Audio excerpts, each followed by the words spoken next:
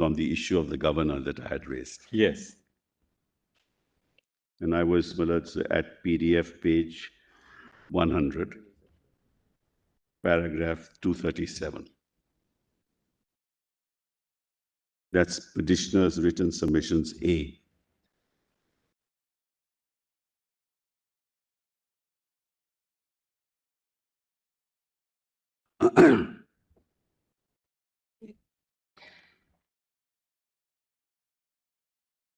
You are at chapter 9. Which one you want to start? Yes, Malas, I was, Malas. And I said the action of the governor and swearing in respondent. Page number comes. What? Sorry. Malas, PDF page 100, paragraph 237, Malas. A. Compilation. Petitioner's written submission. It is a A. yeah.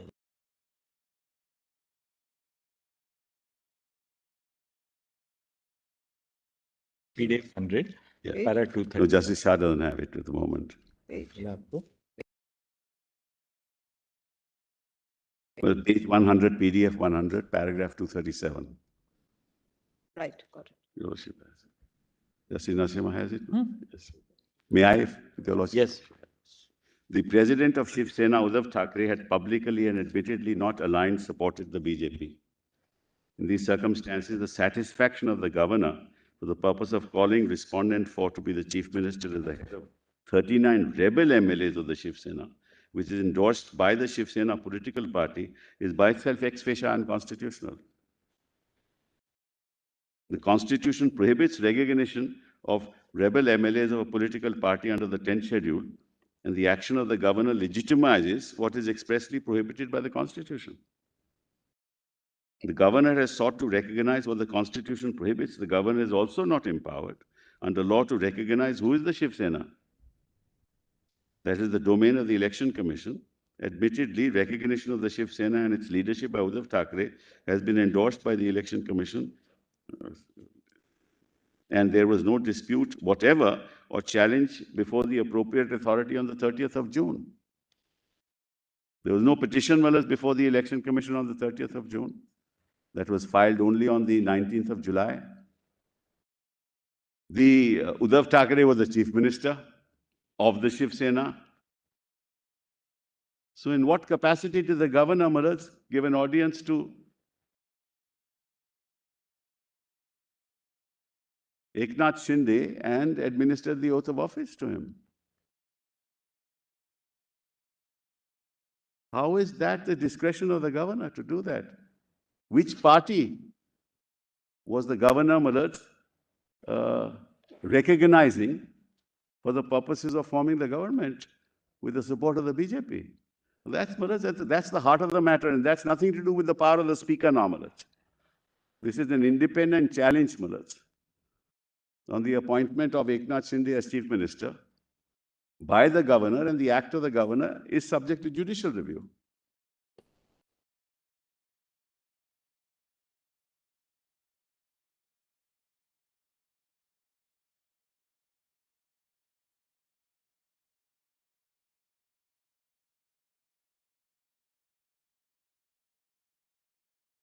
In these circumstances, the governor, in his ipsit dixit, guided by his political masters in mala fide, and in the teeth of the provisions of the Constitution, granted a de facto. What it does, Malas, what paragraph 3, when paragraph 3 is deleted, the governor by his action recognizes paragraph 3.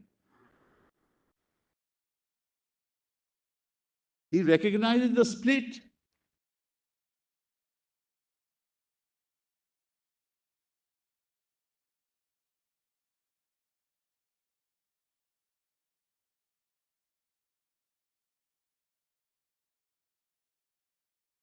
This is not a stage where the government is to be formed. This is a stage when an elected government is running. So your lordships for the first time will have to decide what are the discretionary powers of the governor in that context. And can his discretion be used to topple a government with respect to a set of people who say they are split from the Shiv Sena, when a Shiv Sena chief minister is already in place and the governor does not ask the Shiv Sena leader as to whether you are endorsing this or not. By not asking the Shiv Sena, he is recognizing a split.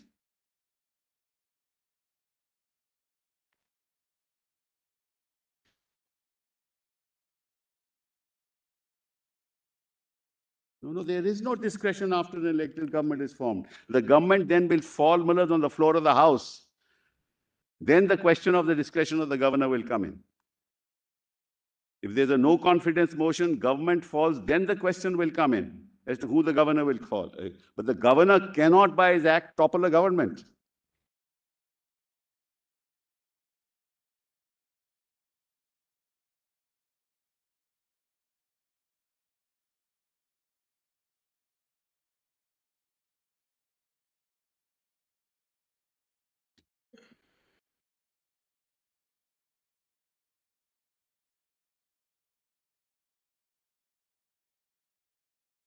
No, the question is not that. When Malaj, the governor was approached, when the governor was approached by BJP as well as Eknath Shinde, and the governor told us to have a trust vote, Malaj, on what basis did he ask us to do that? He obviously recognized the 39, otherwise he wouldn't have asked us for a trust vote. There was no occasion to. Because they continue to be in the Shiv Sena. That's their own case. But they did not, Malaj, move away from the Shiv Sena. So if they did not move away from the Shiv Sena, which is their own case, on what basis did the governor say you have a trust vote? Unless he recognizes that the 39 members are rebels, they have split from the Shiv Sena, therefore they and BJP have a majority, therefore you go and show your majority in the House and have a trust vote. That is, well, it's logical. That's the only way to look at it.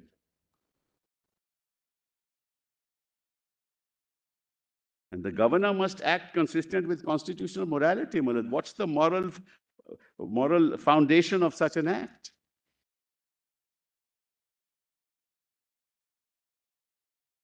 I've already said deletion of paragraph 3. I don't have to read. Of course, it's a principle of constitutional morality.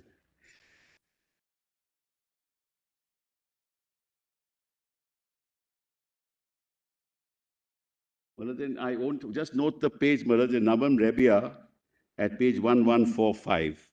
1144. Paragraph 210, Maharaj. Just note that. Para 210.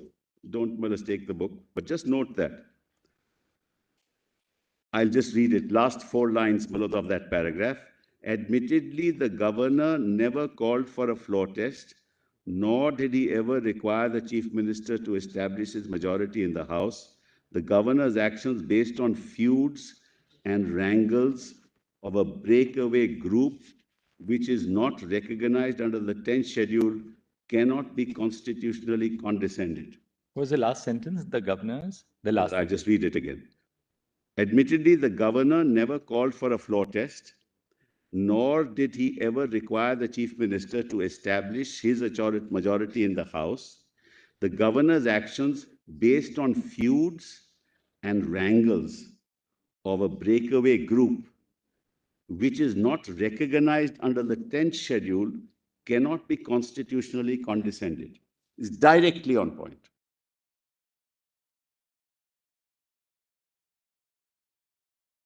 Because the governor, by asking me to go for a floor test, having a trust vote, has condescended to recognize a breakaway group, expressly prohibited and the governor's action struck down in Nabam Rebia. So we don't have to go into the issue whether the matter should be sent back to the speaker or not. If you decide this issue, the matter is, nothing else is required to be decided. So we challenge the trust vote. We challenge the action of the governor to swear him in as chief minister. If that goes, everything else goes. Then we don't have to go into the problematic issue of sending disqualifications back to the speaker.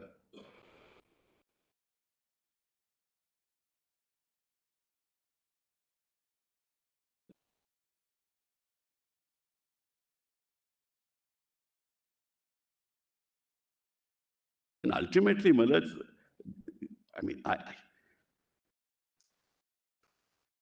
the facts are so crystal clear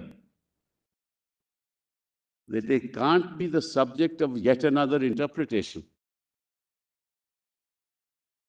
They can't be, Malaj.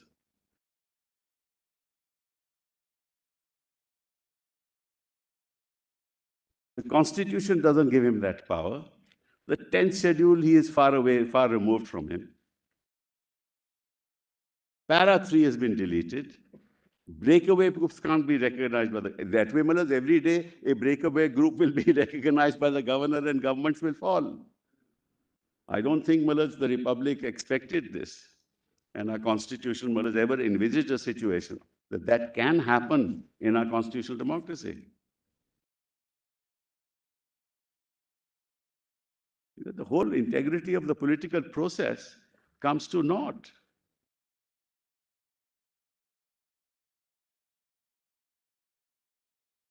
Rameshwar says.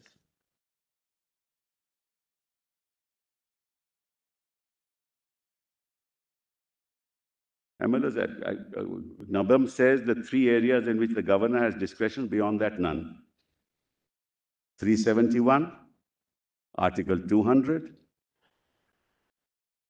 and Muller's forming a government at the initial stage after an election.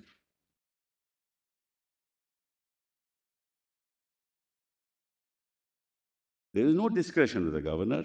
He acts otherwise on the aid and advice of the Council of Ministers. That's settled now. And of course, 356, Mullahs, sending a report to the central government. That's not something on the aid and advice because, so 356, 200, and 371. These are the 3 areas. Mr. Sibal, once a person incurs a disqualification Yes. under the 10th schedule, then the consequence under Article 193, bracket 3, is that his seat shall thereupon become vacant. Yes. Because 190 in terms, 193 in terms refers to 191(2). Yes. Which refers to the 10th schedule. That's correct. So the seat shall thereupon become vacant. So suppose a group of MLAs, forget this case, suppose a group of MLAs incurs a disqualification by being a split, which otherwise is not recognized by the 10th schedule. Correct. So the strength of the House therefore falls by the extent of the disqualification. Absolutely. In which case the majority required for a motion of confidence would also be altered. So suppose in a House of 200 members, 20 have become disqualified. Right. Then it would be 90 instead of 100 for the vote of confidence. Correct. So would the governor in such a case be justified in saying that, well, I still want a vote of confidence because assuming that these people now are disqualified, I still want to test the legitimacy of the government after excluding these persons. Can he do that? If the arithmetic is so stacked, Malas, he can, but nothing more than that. Right. The arithmetic is so stacked, he can. Because the consequence is that those people have to be excluded from the House. I agree. The number comes down, and then he can say, well, I want... Correct. So therefore, Malas, the arithmetic... Minus these people who are disqualified to establish that absolutely. No dispute on that proposition, but that the arithmetic will decide. That the arithmetic will decide. That's it. Here, that question doesn't arise. Yeah, we know he's made chief minister. You think by now the judges don't know he's been made chief minister? I don't understand. Well, your lordship is right, but then the arithmetic will decide. There is no discretion there. He'll call the chief minister. He says, these people are excluded. This is the arithmetic. This is what the numbers are. Prove your majority. No, but then look at it this way for a moment. I mean, we're not at all on the facts here, but just to test a constitutional position, which is that, say, the or we can, just for the sake of clarity, the Shiv Sena has 56 Yes, Mullah. or had 56 when the 55. government was formed. 55, I thought, Mullah. Oh, sorry, 55. 55. 55. Now, disqualification notices were issued to 22 plus 16, 38. That's right. So, for a moment, for the argument, we proceed with your hypothesis that this is a split and therefore they are disqualified. Right? So, then the Shiv Sena is left with 17 Yes, if these people are to be disqualified. yes. So, it comes down to then 17 plus NCP has how many? 44 or how much? 54. It's 53. 53 plus 17, 70. Yeah, I just see. That. And Congress is 44, right? Yes, yes, 44. BJP is 106. Even then, it'll be fine.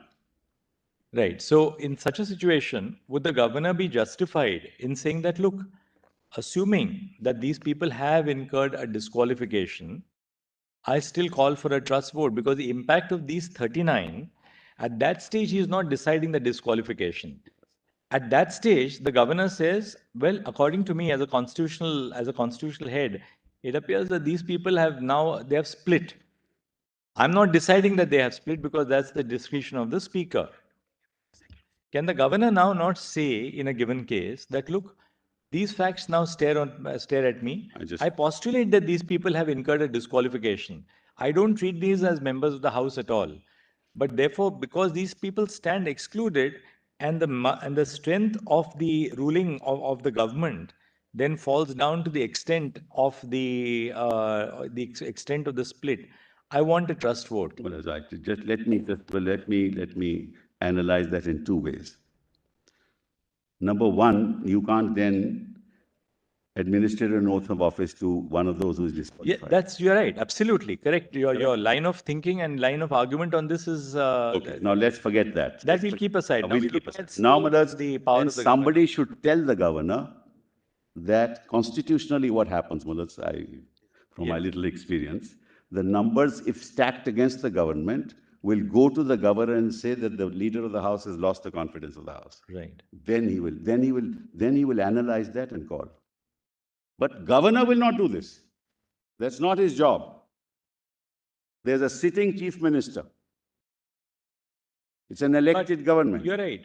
At that stage, the governor is not really calling upon someone else to form government. But what he can certainly do is that, well, according to me, you have a ruling party with, say, which is supported in a coalition with, say, 60 members. Out of the 60, 40, which is a split. The governor says that, well, this is a split, and this is a split which is not recognized now by the 10th schedule. The speaker is going to take his own time to decide on the disqualification. But as the constitutional head of state, I do believe that with these 40, having, contrary to the constitution, moved away, at least as a head of the state, I require a trust vote on the floor of the Legislative Assembly. That I don't believe the governor would be wrong in calling for a trust. I will say it is wrong, Mullah, then I'll constitutionally provide an answer. Why would that The be? moment a governor does that, Mullah, take Maharashtra. There are any number of parties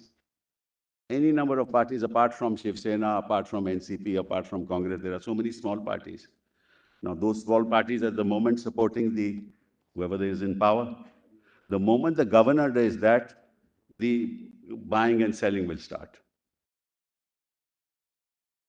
In fact, the governor will be inviting by his unilateral act of saying, prove your majority. There's no question of proving majority. He is the chief minister.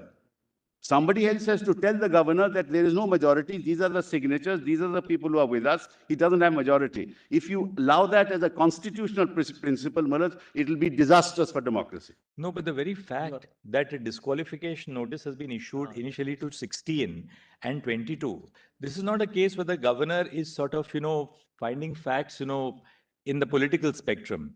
The governor is informed, the governor knows that, well, disqualification notices have been issued to 16 plus 22 or a group of persons. Yes.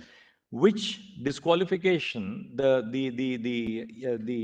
wrath of disqualification, the moment it attaches to a very sizable portion of the MLAs who are part of the ruling coalition, can the governor be said to be not justified in saying that, well, I'm not deciding the disqualification, But now, please establish that you have a majority in the House, and I'll decide whether your majority depends on these 39 or your majority is safe irrespective of these 39. Even otherwise, on the arithmetic, the numbers are in favor of at that time, in favor of Because, the you know, Mr. Sibal, you are also right. independence of Mr. Sibal, support. for the present purpose, because we still have to hear them on that aspect. So, as a hypothesis, we proceed on the basis that you are right, that these 39 they had really split. That too, a split is not recognized by the 10th schedule. Therefore, they necessarily have to go out. Right. Asking Mr. Eknath Shinde to form the government, that's a separate issue. We'll keep that aside for a moment. We'll have to hear them on that.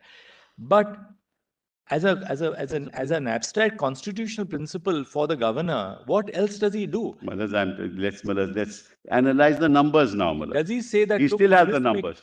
He still has the numbers. They are only 106. There are independents, there are other parties. No, that point Mr. Sybil, that is again, because can we say that then the governor is, you see, a lot of times what happens is the governor may have done something which is absolutely within his power, something which may run afoul of constitutional principle. But we have to we have to separate the grain from the chaff. Per se, when there is a disqualification notice moved to the speaker in respect of a sizable group of MLAs belonging to the ruling party, how can we say that the governor is not justified in they're going to the because- government saying, come on now, prove your... When does a governor, Manoj, we'll have to go into that question then. When does the governor call for a floor test? Then we have to go into that question. Has ever a governor called for a floor test, Manoj, on his own when there is a government in power? Never. Never in the constitutional history of India. Never. And the reason is simple. There is an elected government. He has proved his confidence on the floor of the House. There may be disqualification. You see, because the defection has two consequences. At one level, the defection results in persons who have defected by virtue of a split, ceasing to be members of the House. Yeah. But that very defection, which operates to exclude them from the membership of the House, also affects the legitimacy of the government, legitimacy in the sense, the strength of the government on the floor of the House. So, therefore, the very same act, which is unlawful, of a group of persons forming a split and going out of the party fold, they incur the wrath of That disqualification. stage would have arisen if the disqualification petitions had been decided. Let's assume, Malaz, that your Lordship's example is right. But that stage will arise if the disqualification petitions are decided and they are out of the House. No, but for that purpose, can the governor not say, well, I assume that they will be disqualified, Well, but he therefore can't say that. I need Sorry, I need a show of strength on the floor of the House. But the governor has to wait on the constitutional process, the outcome of the constitutional process. Governor cannot say, I'll assume this or I'll assume that. I'm sorry. I mean, this is a proposition of constitutional law, with the greatest respect, No, that you are will saying- ultimately encourage the kind of things that are happening today and we see all around. Please. Toppling of the government should be the priority as far as the governor is concerned. Mr. Sibal, you are saying that the constitutionally, it's impermissible for the governor to take cognizance of any of those events which are all over. Correct. Nevertheless, he has no power to take cognizance of either the 10th schedule notices or even the earlier notices with respect to the speaker, Correct. or even those representations of violation of the whip and all that has happened in the papers all over. Yes. He cannot by himself take cognizance of anything like that at That's all correct. and ask the legislator or the chief minister to prove his strength in the floor of the House. Correct. Because they are part of the Shiv Sena. They themselves say, We are not on Shiv Sena, we are on the power of the governor. that's right, even then, We are on even the then. power. Malas, when an elected government is running, the constitutional principle, Malas, I humbly submit is How the do you following. calculate? If the numbers are stacked against the elected government for whatever reason, they can go to the governor and say, these are our numbers, these are how they are stacked. Governor Malas verifies that issue, verifies the signatures. Normally, that's a practice that used to happen, but governors now say, we don't want to enter into the political thicket. But be that as it may, that may be a possibility then for the governor to say, look, I feel that you have lost majority because these people have come to us. But governor on his own can't do that. This is not no power of the governor to help in toppling an elected government. Whereas you assume governors will act constitutionally, but how many times have you struck down actions of the governor who have acted unconstitutionally?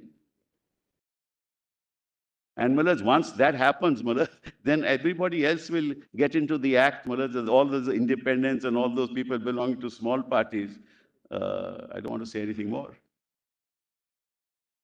So, please don't lay down a constitutional principle that will create havoc. But Mr. Sibal, suppose in a given case, Yes. not in this case, the majority of the people in power, correct, we were part of the government. They, along with the other party, correct, goes to the governor and says that, sir, correct, the present government, correct, has lost the confidence. We are the persons, correct. In that case, the government Cannot. But governor can. Why? Because governor has to set. They are still the party, They are still in the party.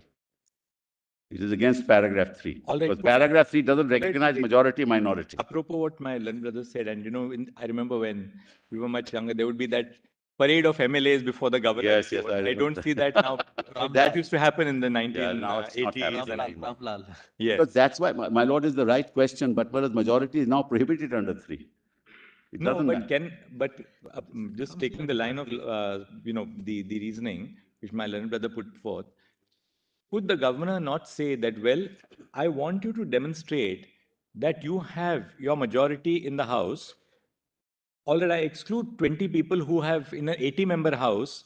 I exclude the 20. I learn that there are disqualification petitions against 20 out of an 80-member house.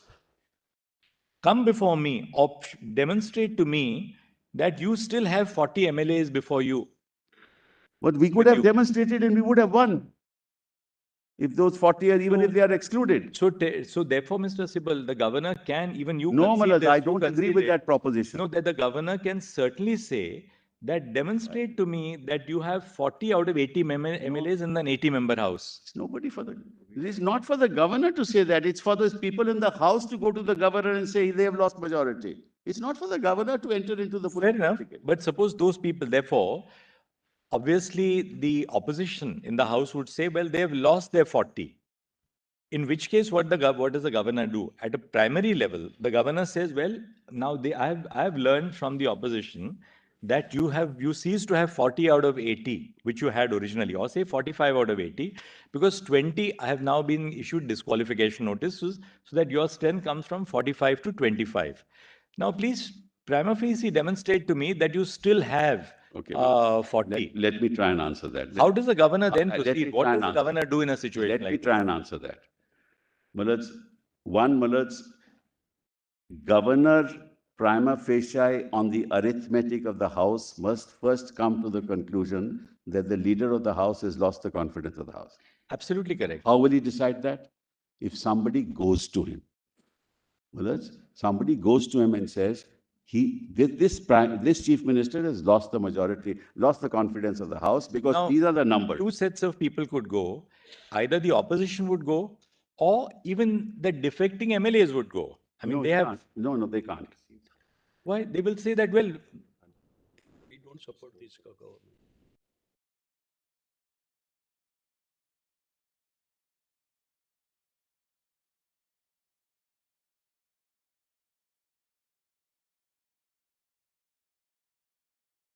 Hypothetical examples ultimately when and if it comes to your lordship's bullets, because we are not dealing with that situation. We are dealing with a person who has been recognized by the governor, who happens to be part of the 39 and who has given oath of office. We are only dealing with that issue. As and when that issue and some hypothetical stage comes in, we can debate that constitutional issue. But why? But it's not hypothetical here at all. It's a live issue here. For the reason that once the governor is in possession of facts which indicate that a very substantial... Which is the fact that indicates that he has lost the majority of the House. That out of 55, yes, out of 55 MLAs, 38 There are disqualification notices issued So- by the ruling, So by the ruling 15, coalition 15 itself. plus 50, 53 plus, we have them ex facie, Millards. Please, please, that's, why go into numbers? Just see the facts. All right, let's have the, Just let's have the facts, arithmetic. Millards, yes.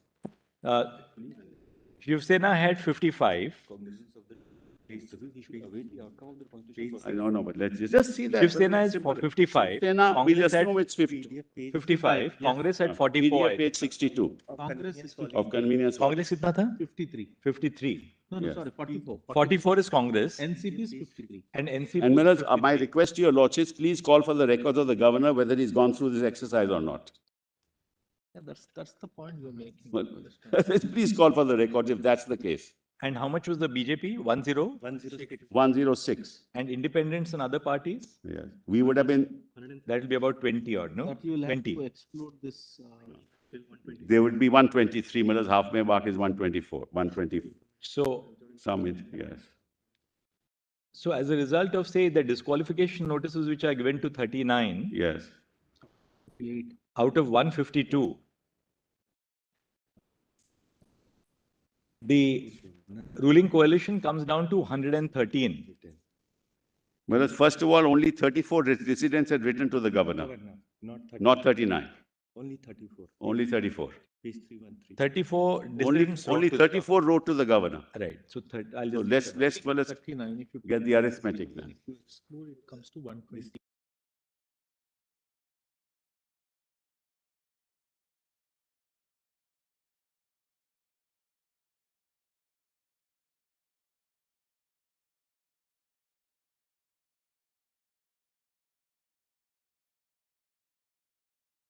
Eighteen to 99, 70.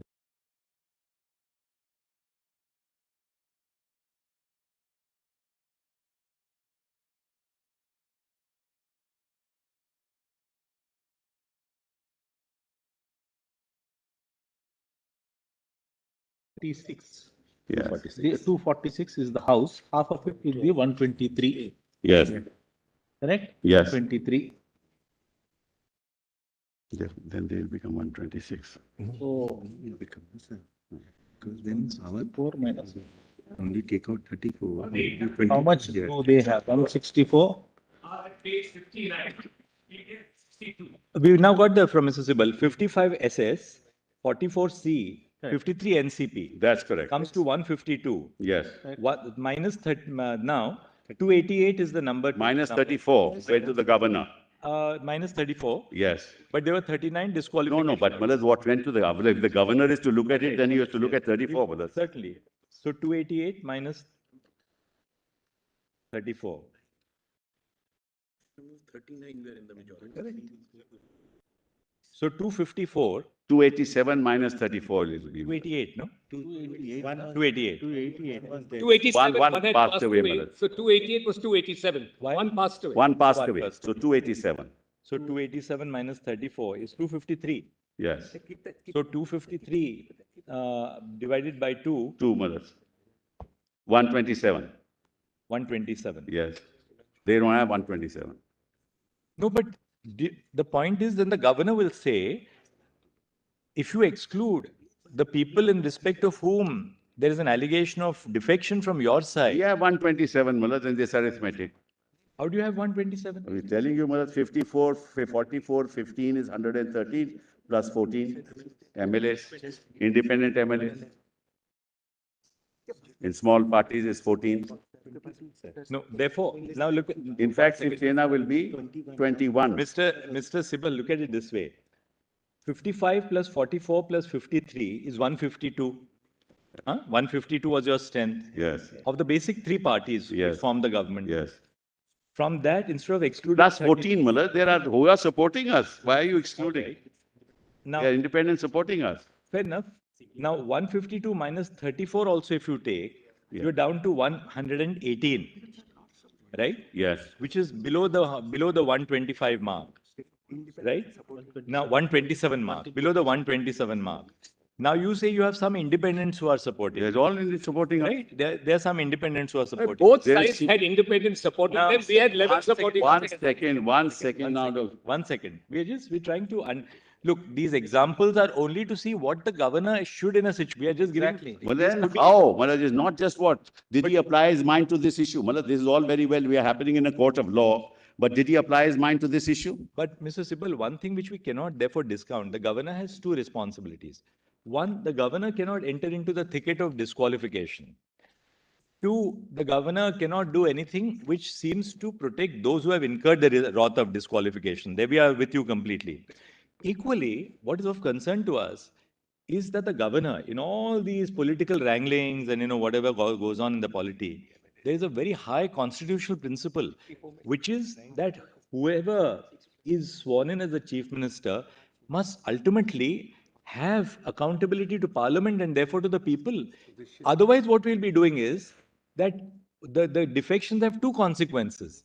The defectors have a personal consequence that they get out of the house, that their seats become vacant. But equally, we cannot gloss over the fact that the defection affects the stability of the government itself. And how does the governor, as the head of the state, ignore the consequence of Where is that question that arises here, Maharaj? Where is that question, please? How does it arise here? How did the governor didn't look at all this, what your lordship were putting to me. Ask for the records. So, Maharaj, why go into a hypothetical situation, Maharaj? With the greatest respect, Maharaj, your lordships have so much experience. Let's not tread into areas which we are not called upon to tread upon. We are here as to how 39 or whatever 34 go to the governor, and the governor recognizes the 34, knowing that they are in the Shiv Sena. There is the leader of the Shiv Sena, they recognize Uddhav Thackeray. He recognizes the split and administers an oath of office. How does all this enter into this, into the reckoning here? As a principle, you are saying that the governor could not have got into it, has not got into it, Yes, number one. yes, it's not, yes. And the premise for that is that the governor cannot do it constitutionally. That's right. He should not. That's all that principle your is lordship saying. is to consider. And I can understand, Maharaj, I can understand the situation. There can be another hypothetical, I'm sorry. So once there is an existing government, according to you, Yes, which this was not That's- a government formation for the first time. that's correct.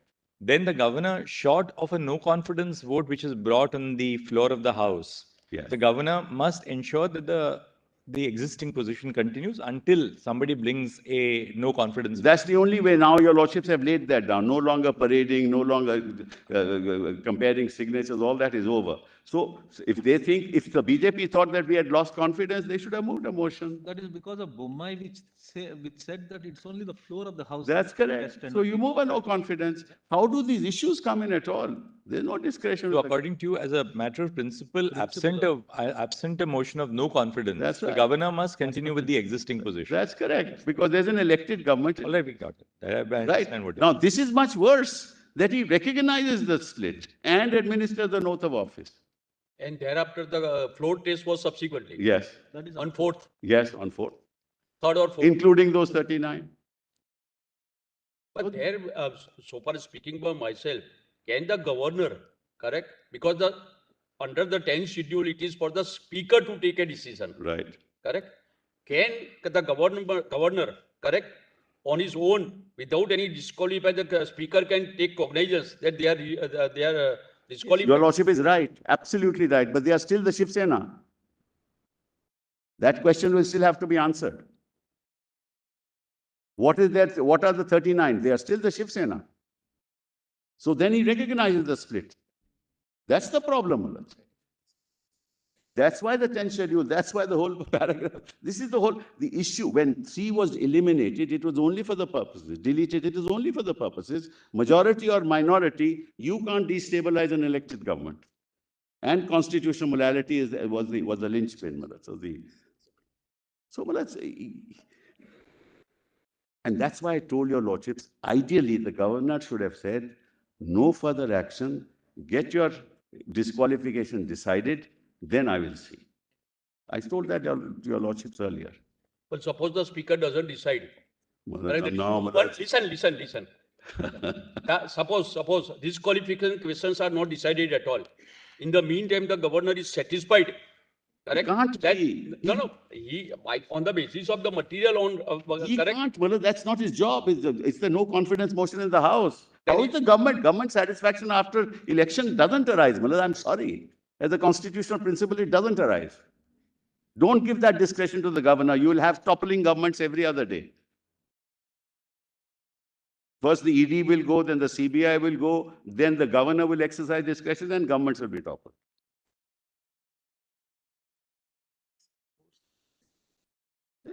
How's the discretion? It's a speaker versus governor. Speaker versus governor, as I had said. So now the flip side of it is that without any chance for all that to be panned out, the speaker shows over anxiety to take up the matter and immediately disqualify all those who are intending Well, to. the speaker should decide. Your lordships have now said within 3 months. This is the judgment of this court, that within 3 months, speaker must decide. Normally earlier, but latest within 3 months. Justice Nariman's judgment was in Megachandra. Meghalchal matter. No, I was telling you about the flip side of it is on the one hand, yes, governors over anxiety saying that, okay, you prove the majority. Right. On the other hand, we have a speaker exercising that discretion and says, now come on, you immediately show, I will disqualify all of you.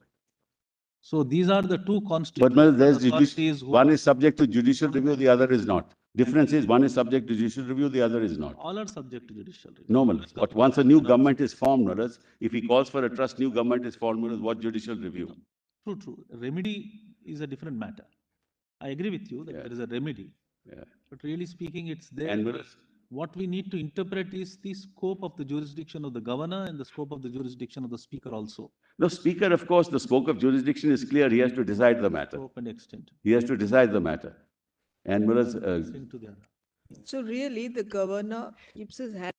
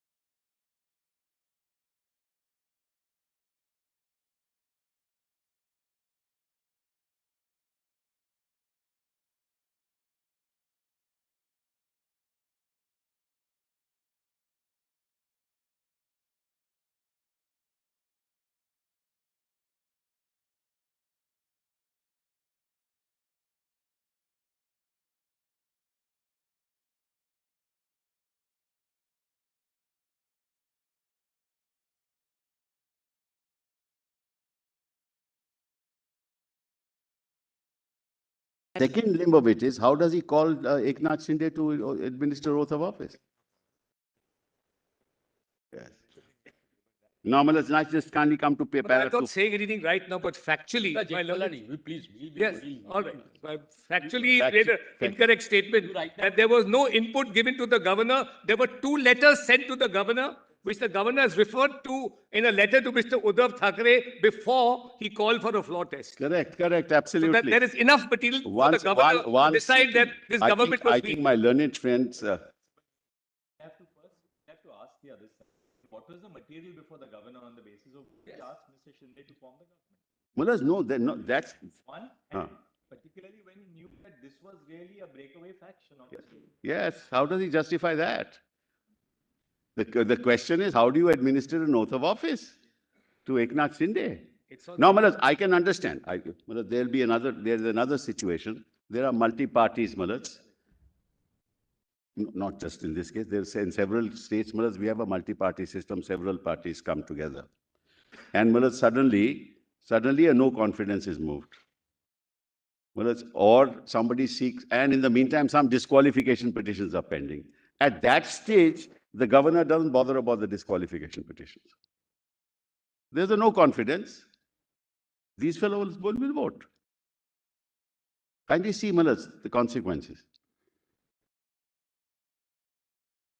We'll take the 39 to be validly members of the House, not disqualified.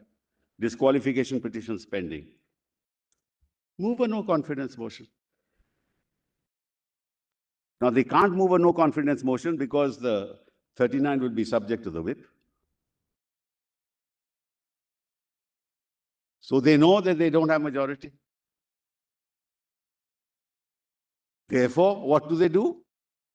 39 go to the governor and say that now recognize me.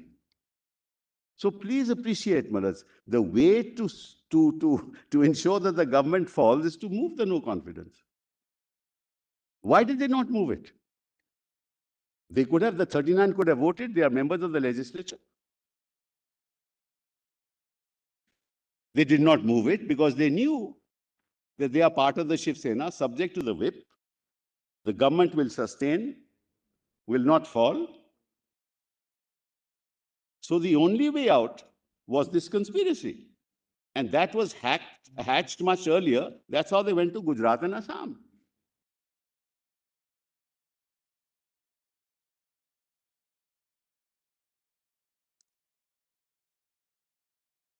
Having done that, they wrote that letter which I read to your lordships, Malas.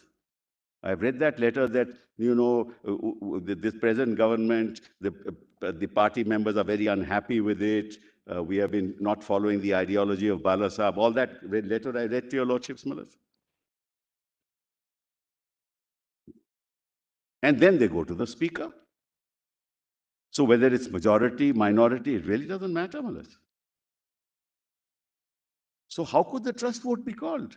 Trust vote means that you have prima facie lost confidence. Governor knows that this government has not.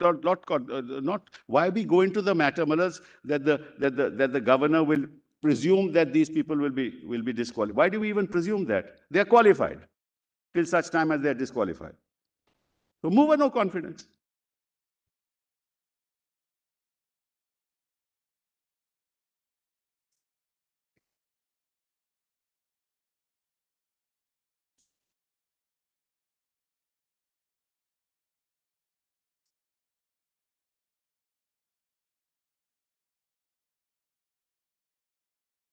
So, Malas, your lordships must ask the question, why they didn't do that? And Malas, let me put it this way. If they were so concerned, Malas, they should have voted against the whip. They should have voted against the whip. And if they had voted, this part we're over. Now, Malas, I just wanted to point out para 240. 240. The Sarkaria Commission is quoted. I just want to deal with that. Para 4.11.04 of the Sarkaria, Lordship has that. Page 101 of the Sarkaria Commission report specifically deals with the situation where there is no single party obtains absolute majority and provides the order of preference the governor should follow in the selecting of a chief minister. The order of preference suggested is an alliance of parties that was formed prior to the elections. Kindly just mark the word alliance. The largest single party staking a claim to form the government with the support of others, including independents. Then a post-electoral coalition of parties with all the partners in the coalition joining the government. Kindly mark the word coalition of parties, electoral coalition of parties. And then a post-electoral alliance of parties, with some of the parties in the alliance forming a government and the remaining parties, including independents, supporting the government from outside. No other exception is there. Now, kindly mark this, that it has to be a party supporting for the purposes of the floor test.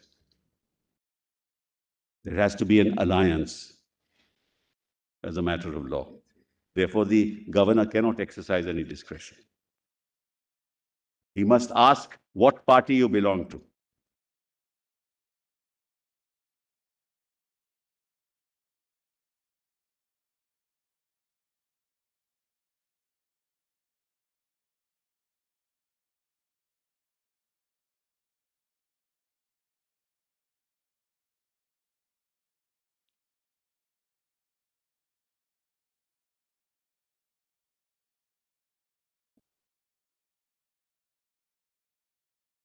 I'm done with this issue, Malaj. Now, just two more issues and I'm finished, Malaj.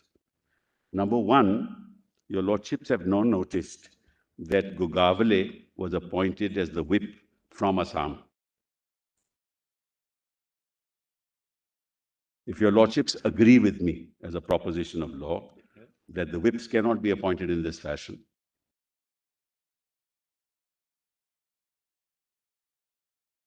ultimately the speaker, once that government is formed on the 3rd, recognizes Gogavale. Right, Manoj?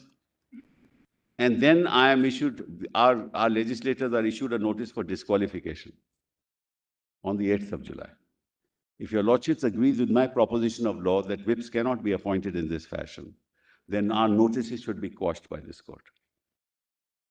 Subsequent notices. Your notice. Under 2(1)(b) or 2(1)(a). Yes. Against us, notices against us. Correct. Yes, 2(1)(b). 2(1)(b). Yes. But they are virtually non-issue, right? No, it's not a non-issue, Manoj. There's a notice of disqualification against me because they say Gogavale gave a whip. You are right. You are right. So, Manoj, it's a live issue for us. Legislators whip, Correct? not the political parties. Yes, legislators whip. So, Manoj, therefore, my request to your lordships is that notice for disqualification must be struck down by your lordships. If your lordships, of course, agree that you cannot appoint a whip from outside.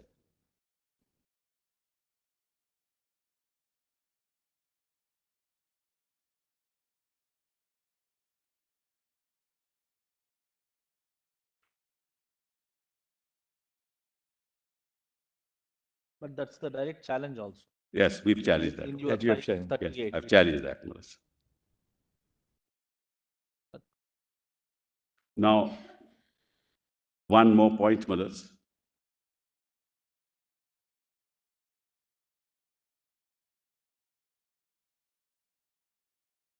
Your lordships, Manoj, in September, when a whole petition was argued that the Election Commission should not proceed, your lordship said no stay. Fine, Manoj, no stay. We went back. Manoj, what happened was we thought, and this is Manoj, we interpreted the order to mean that the proceedings before the commission should go on. Fine, Manoj, let them go on. The problem arose that we told the commission that if you take this test of organization and representation in the legislature, you necessarily will have to include 38 or 39. And therefore, if you take that into account, your outcome, your result may be that they get the symbol. But that very matter is pending before the Supreme Court about the disqualification of these 39. So please stay your hands and let the Supreme Court decide. Now, I personally feel, Manoj, that was not it was not antithetical to your lordship's order of stay. After all, the Election Commission has also to decide in accordance with law. The result was, I mean, this is again the sad part of it, the result was The commission says, I'm not going to bother about the organization. These 39 members are majority, therefore they get the symbol. In fact, your lordship's order was misused. But we are not considering the validity of the order passed for the election. No, I'm not asking, Malas. I'm really saying the commission said, the High Court said, Supreme Court has said no stay, therefore they have to decide. That is to be tested in those proceedings, no? No, that's not, but kindly see the consequences, Malas. Kindly see how we are hurt. That's why the reference, what is the scope of powers of the Election Commission in respect of determination split within the party? Malas, I'm not, your lordship's passed, Malas, rightly so, according to me, that let the commission, but the commission doesn't have to, can't disregard basic principles. That you are giving symbol to a party on the strength of those 39 whose And that- disqualifications are pending. And that issue is pending before this. That's pending. And I said to them, please stay your hands. They said, no, but Supreme Court has said that we have to go on. That's how the symbol is given. See the injustice caused to us. I just make the point, Malas, and not go further. And then the last thing, Malas, kindly read now paragraph 115 with me. And then I'm done, Malas. Para? 115 of the symbols order. 15 of the symbols. 15. Sorry. Para I 15 saw. also. 15. Statute compilation, Malas, sorry. Important.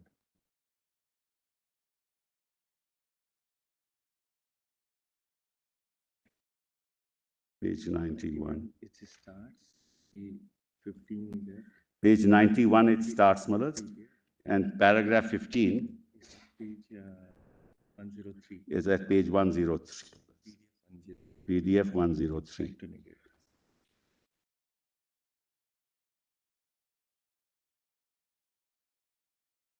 Yes. Yes. Yes.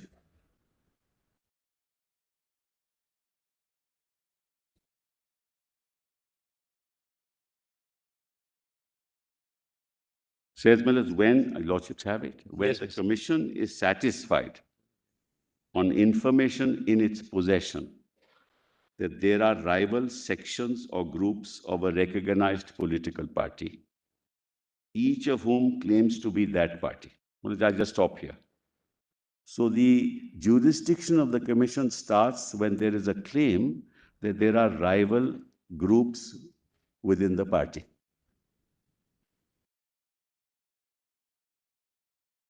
And it must have evidence in its possession, information in its possession, and must be satisfied with the information that is in their possession. That they are rival groups.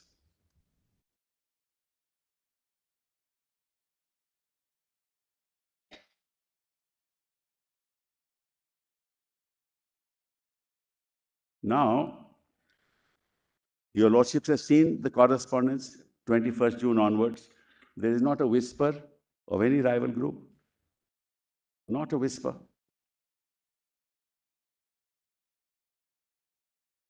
It's only the 39 sitting there.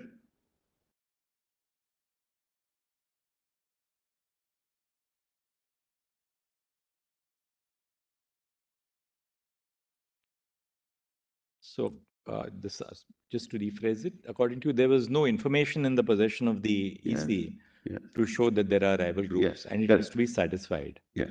Now, Malas, No. the petition, Can you just rephrase your submission, Mr. Sibal, again on this point? Malas, I'm saying, Malas, the jurisdiction of the commission will commence when the commission has it in its possession information on which it is satisfied that there are two rival factions within a political party. Right. And in this case, what is the Now, Malas, kindly see. Therefore, in the context of this 10th schedule, Malas, now just that proposition. In the context of the 10th schedule, the only way you can get a symbol is when there are two rival factions within the party. It has nothing to do with the 10th schedule. No, this has nothing to do with the 10th schedule. Correct. Right? So, Manas, there has to be a faction emerging. Take, for example, Manas, majority of the people in the 10th schedule are with Thackeray, let's assume. All 55 are with Thackeray. Then also para 15 can be invoked. By somebody making an application. Because 15, didn't understand you what you're saying. para 15 refers to the party. That's right. So, Malas, the split has Schedule refers to correct. The what you do on split the has floor to of take. the House. I'm Right. agreeing, Mala. I'm saying exactly Right. that split has to take place within the party. Right. That split did not take place on 21st June or immediately thereafter. Never took place. A petition is filed on the 19th of July. Correct, 19th of July. Just note that, Malas. 19th of July. 19th of July. 19th July, absolutely. Correct. Right. And on the 18th of July, it is alleged, what is submitted along with the petition is minutes of meetings.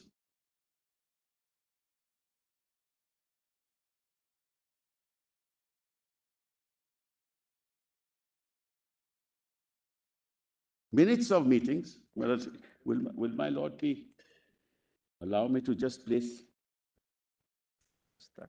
before your lordships? Just give it to my lord, please. Yeah, we'll give you the copy. Kindly please. This is on 18th July.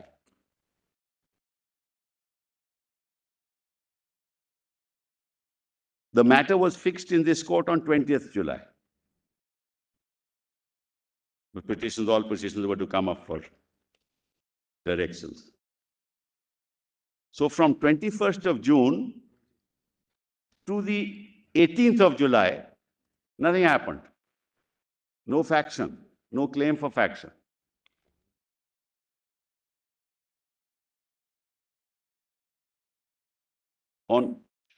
Just give it to my lords, please.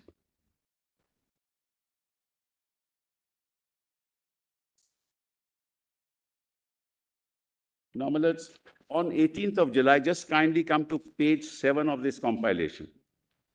What is this? Mr. Sibbal? Oh, Minutes of meeting of? minutes of the meeting, Of Shiv Sena translation of the Pratinidhi Sabha, page 7. Typed as page 7, my lords. Where is the Marathi start? Just, I can read the English. Previous to that is the Marathi, my lords. What page?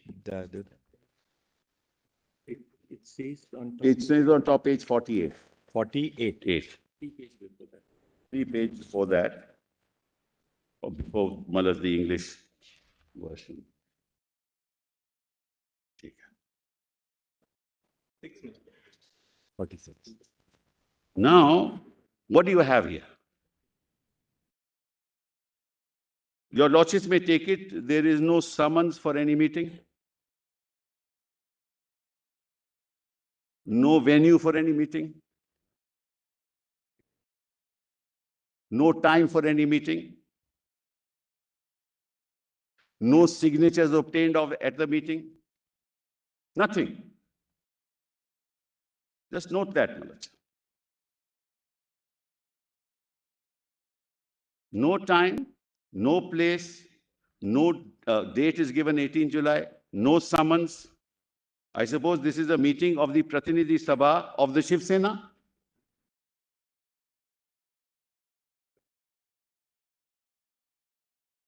So it must be known to everybody where the meeting is going to be. Summons must be sent like we sent to them.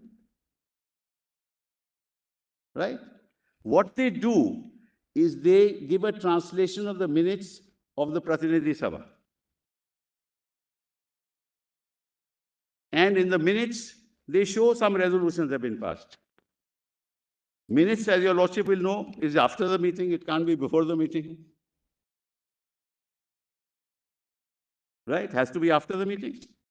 So there is the minutes of the Pratinidhi Sabha, and there are also minutes of the Karyakarni.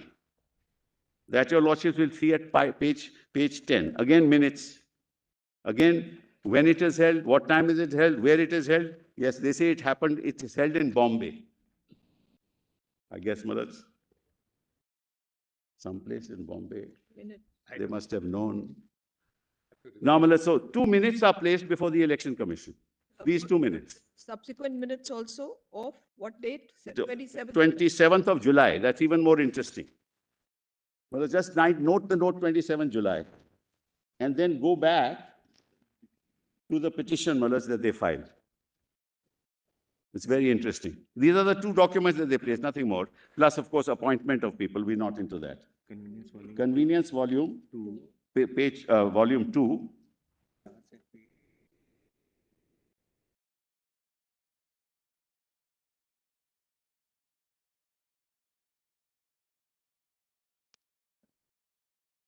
Convenience. Volume 2. Convenience volume 2. Yes. Kindly see page, PDF page 699. Paragraph 8. No, Oh, sorry. 690. Sorry, 698. Where is that? This Yes. is tragic. 698, Roman 626. PDF page? PDF page 698. This petition is filed on the 90. 19th of July. Just mark that, Mullahs. This averment is made when the petition is filed on 19th July. It's paragraph.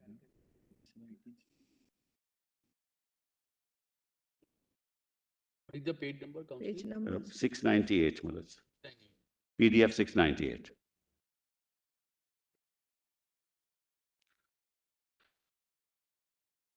And just above that, Mullahs, Roman 25 at 697, the last 2 lines of that page, if your lordship has that.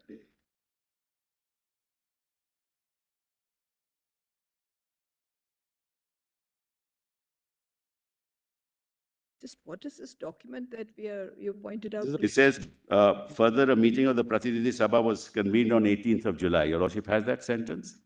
Yes.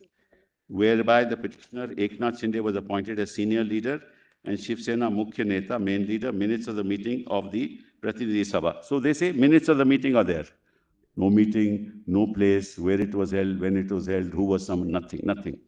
Right. Then come to the next para. A meeting of the Rashtriya Karyakarani was also convened, whereby the Rashtriya Karyakarani has affirmed, now please note this, has affirmed the election of the petitioner as the Shiv Sena senior leader and Shiv Sena Mukhya Neta. Now this is on 19th July, and the minutes of that are 27 July. I showed that to your lordship. This petition is filed on 19th July. He says that the petitioner was elected as the senior leader and senior Mukhya Neta. The minutes are dated 27 July. This is what they filed with us. So 19 July, they could not have known what would happen on 27 July. And that also minutes of meeting. These are the only 2 documents with the commission. That's why I read paragraph 15. These are the 2 documents with the commission.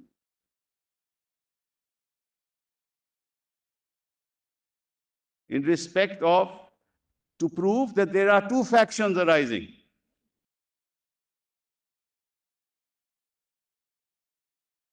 And second document was submitted during the course of hearing, but be that, I don't want to go into that. I'm just only interpreting 15. This is the documents in their possession, information on the basis of which Election Commission is satisfied that there are 2 factions within the party. So minutes of meeting, well, that's... Where are the minutes of meeting here in this compilation page, PDF page? Yes, we just shown that one. Here, and it's not there. No, That's why we... It's not an annexure. That's why I gave that to your lordship. Mr. Sibbal, 27th but that's of not an annexure to the petition. Are we right? It's not here, Malad. That's why I gave your lordship. No. Where are those What minutes? you- I'm just, let me hear, my lord. What you have read of this para 26, para 25 refers to annexure P5, which is the minutes of the meeting of the. We haven't put it, Malad. That's minutes. We don't have. But the petition also doesn't enclose it is what we are trying to Yes, understand. yes. That was handed over, Malad. It doesn't say. That's why we gave it to your lordship. That is on the 27th. Yes. So now it says 27th. This petition is filed on 29th. These are.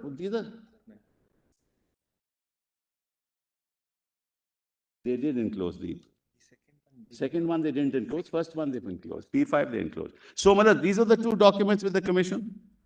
Now, if you read paragraph 15, This represents two factions in the party, the minutes of meeting. That's how the Election Commission, Malaj, got jurisdiction, according to them. And Malaj, this is a final order. This is kindly just look at it. I can understand if the commission says lead evidence. I can understand, please prove your case.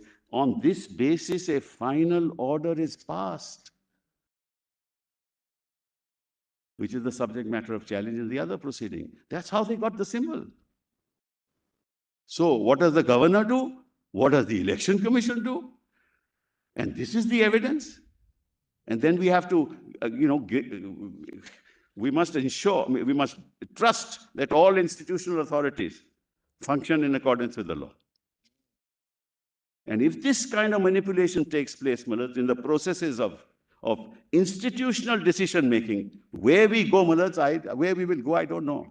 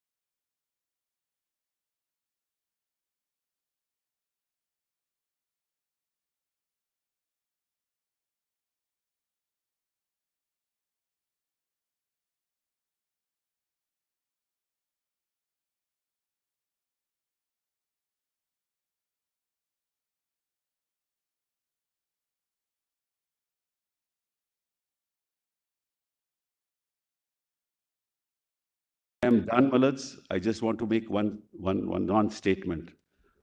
I stand here not for this case. I may lose it, I may win it. That's another matter. But I stand here, Malaj, for the protection of what is so close to our heart. Institutional integrity, and to ensure that constitutional processes survive. Otherwise, if your lordships endorse such a position, it will be the death knell of what we have cherished since 1950. Thank you. Thank you. Yes, Dr. Singhvi. Yes, I would wish to take your lordships principally to some very interesting underlying juristic principles. Because the lordship have now seen the facts for 2 days, so I'm not going to repeat. Juristic principles which should impel your lordships to decide this matter here and not consider the various options or suggestions of sending it back to the speaker. That's going to be the bulk of my argument. But Balas, I want to start with where we are ending up, because I was here the whole morning and I heard the very important question which fell from the bench, and the Honorable Chief Justice in particular, about the role of the governor. And I'm going to repeat anything. I'm going to try and give a different facet. Well, this is a very unique and a strange case. And I would say from this side, a sorry case, where lordships has double whammies and triple whammies. Let me explain how. My Lord Malus put the question of the governor's role. And in one sentence, the question is that if your lordships if the governor found that there is something to be decided by way of unstable majorities, even if you exclude 39, why can't he go and have a trust vote, etc., or a decision on the true majorities in the confidence of the House? Well, it's the first thing when you start on that query has been perhaps not given sufficient weight. And the first thing is that your lordship's fundamental rock-solid principle of interpretation of constitution and statutes is that if intentionally a constituent assembly in its amending power of the constitution deletes something, your lordship gives full effect and scope to the intendment behind that deletion. That is axiomatic. It is obvious a puny contract or a statute, much less a constitutional amendment, where your lordship's intention is to give effect to that intention. So para 3 has been deleted. Now, para 3 deletion is not a small thing. There are debates, there is a SOR, the Constituent Assembly, the Constituent Parliament in its constituent capacity said, look, we must delete it. Why this case is bizarre is that there are three, at least two, circumventions of that deletion directly by high constitutional authorities. Circumvention 1 is clearly this way or that way, whether the governor can do it or not do it, or will decide separately. But clearly and specifically, the governor is acting on a presumption of a split. In whatever way he's acting. Now, as the governor, most of all, is supposed to know the Constitution. All of us are supposed to know the Constitution, and ignorance of the law is no excuse, much less ignorance of the Constitution. There is no system, and I'm not talking of your lordship's narrow question of trustworthy, non-trustworthy. There is no basis on which your lordships can reconcile and harmonize the factual invitation and oath giving on the one hand with the legal deletion of para 3. That's my proposition. The two are irreconcilable. And that is a very major constitutional sin underlying this whole supposition and context.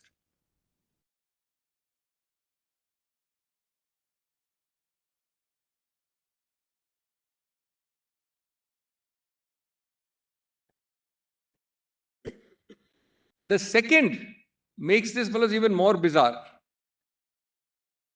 There is no counterpart to curiouser and curiouser. It can't be bizarre and bizarre.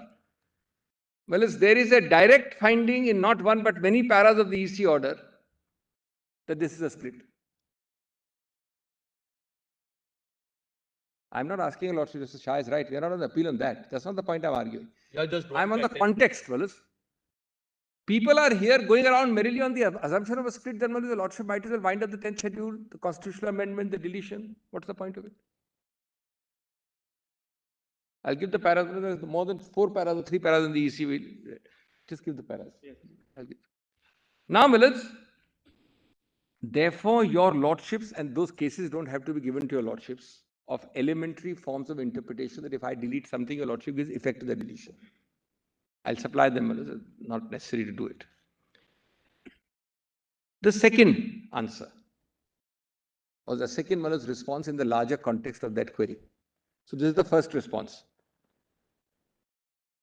The second is, your lordships decides cases, not that your lordship decides the narrowest of narrow issue, your lordship decides the whole context. But your lordship doesn't decide beyond the context of a case. Your lordship is very careful, otherwise the things of biter and all that come in. And your lordship doesn't have time to spend on hypothetical questions. But let us see the context. The context of this case can be divided into broadly 2 or 3 or 4 categories. And that context makes it clear that your lordships need not be bothered about the governor coming into the picture at all. The first phase of this context is the expedient of giving a disabling notice. I call it a disabling notice before I intend to defect. Now, that will be awaiting your lordship's decision on nabab. So, phase 1 or part 1 of this context is disabling notice. Your lordship must decide in nabab. That's the whole argument we made for 2 days. But clearly, the context is that step 1.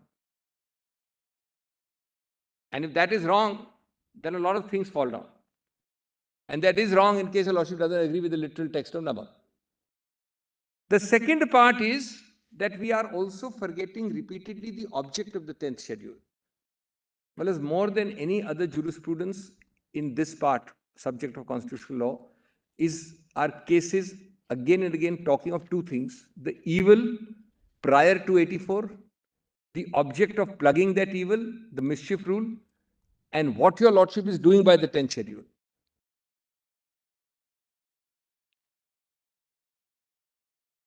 The third is that if your lordships accept that the basic object of the 10th schedule is a constitutional sin being precluded or stopped or reduced, then 2, 1, A or B as the case may be, has to be decided first.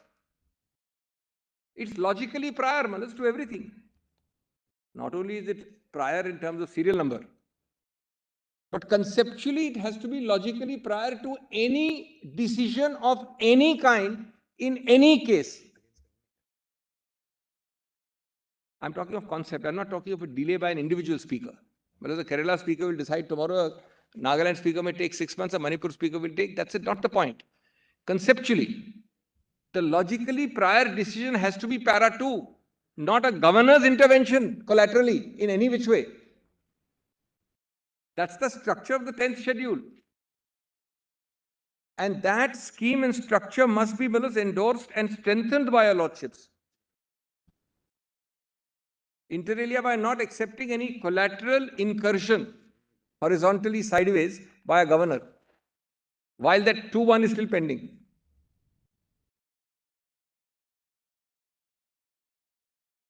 The fourth.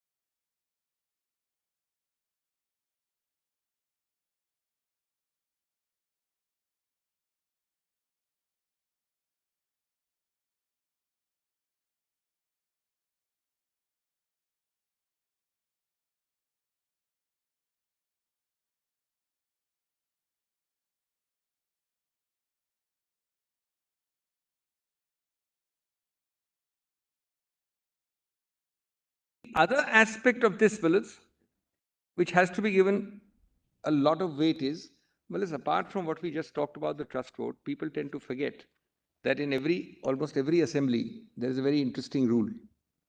You cannot bring repetitive no confidence motions also. 6 months. Your lordship knows 6 months.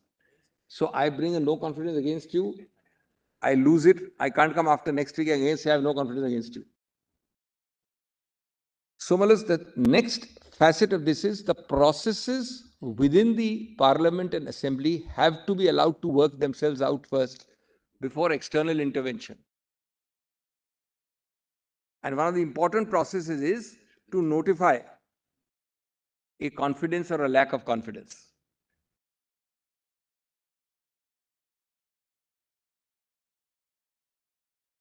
If your lordship is so careful about not even allowing repetitive bites at the apple to destabilize a government, your lordship will allow an external incursion without even a single no confidence motion. I'm not repeating, I'm giving lordship in addition the larger context. Not even an attempt, as they say, the proof of the pudding is in the eating. If you have the confidence, move the no confidence. It's your lack of confidence which makes you not move the no confidence. Because you know how the no confidence will be met. And may the best man win. If you have the guts and the courage, do it. Whoever will happen, will happen. That's the process of democracy on the floor.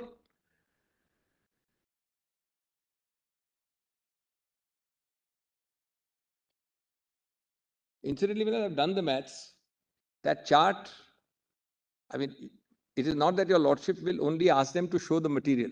We are having a preliminary objection that the governor doesn't come into it irrespective of the material, even if he has seen the material. I am now on concept, I am on juristic principle. There is no role of the governor till now, till whatever I have said, 2-1, etc., process, no confidence, no role for the governor. It's a second separate question on facts, what the governor saw, did not see, but he had no locus to see or not to see. So what's the point of going into down that path, fellows? The governor had no locus at that stage to see or not to see. Well, it would really amount to a very strange thing where the governor would, governors are now, obviously, if you read the debates of Mr. Ambedkar and now there's a vast difference. But governors are also creatures of political connection. The governor would say, I see a group of people here. Why are you bothered about moving a no confidence? Come to me, we will see something. There's no need for us. The assembly gets substituted. You'll be circumventing and short-circuiting the entire process of a no confidence on the floor. Yes. Now, Malas, having given that answer, let me turn to my larger point on which, Malas, I was really going to address your lordships. And give your lordship just bullet facets, and then I will, Malas, give your lordship the material underlying it, the juristic principles as to why your lordships should, Malas, deal with the matter here. Now, I understand, Malas, that it is easier not to deal with it here. It is also equally possible not to deal with it here. There is a speaker. My lord has heard enough facts. So, lordship will take those facts as given. I will touch upon the facts here and there, but mostly no. In the event that the facts and the context suit your lordship's discretion on this issue, should your lordships in law juristically refer it or should you hear it is my respectful submission. Well, there are four or five legal facets. Then I'll give you lordship the case law. The first is, Malas, that there were two, Malas, one negative and one positive order by this Honorable Supreme Court. That should be remembered. In whichever way, Malas, it is worded, the negative, I'll call it injunction, on 27/6/2022 was that by the expedient of extending time, the speaker was effectively de facto could not pronounce on disqualification.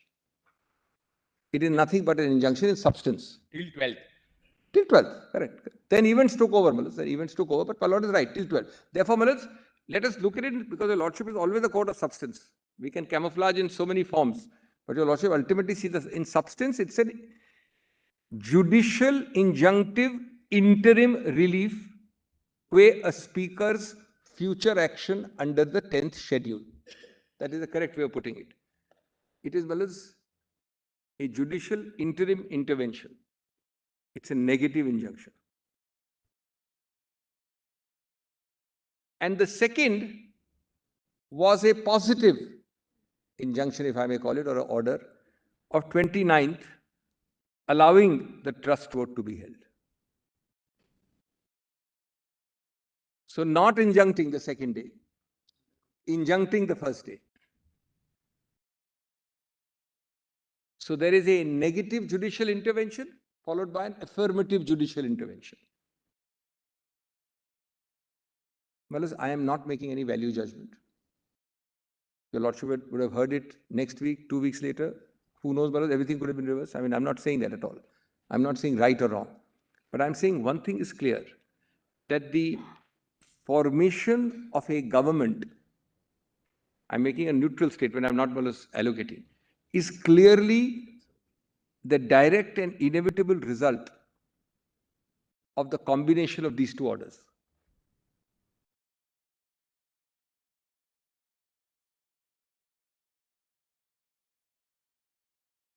Your lordship would have heard it next week and upheld it. So lordship would be right. Your lordship would have reversed it. Your lordship would be wrong in the interim then. That's not the point. The point is, let us not, Malas, see this case in the abstract, in an ivory tower, unrealistic approach. Let us see it in reality, Malas. We have to smell the constitutional coffee, if I may say so. The reality is this, Malas, that absent these two negative and positive orders, your lordships cannot have this consequence of a change or a new government. This will have, Malas, correctly an effect on your lordships needing to decide this year.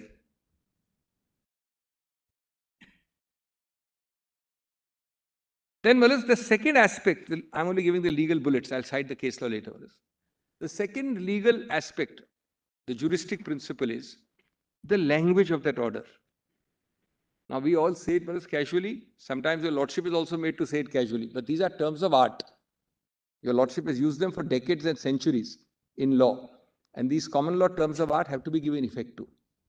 Don't go to the page, just note your lordship's order on 29th read like this, one line, quote unquote, subject to the final outcome of the instant writ petition as well as the writ petitions referred to above, unquote. That's your lordship's order. This is my second facet. Subject to the final outcome of the instant writ petition as well as the writ petitions referred to above, which means the whole batch of writ petitions. By then, many petitions had come. What is the meaning of this frequently used phrase? And normally the phrase doesn't come up, Alice. Your Lordship has some very, forget this case for just 1 minute. Your Lordship has some very interesting examples in building law and construction. Well, the first time your Lordships ordered demolition, the first time, not now, of a 20-story structure was almost 15 years ago. Ironically, I think the second one is also from Lucknow. Both are Lucknow examples which came here. Your Lordship had passed only subject to. Construction will go on. Ultimately, your Lordships held against. Your Lordships ordered demolition. Demolition, in that sense, with people living and concrete and mortar in the building, is much more irreversible than merely a political thicket or a scrambled political egg created from 22 to now.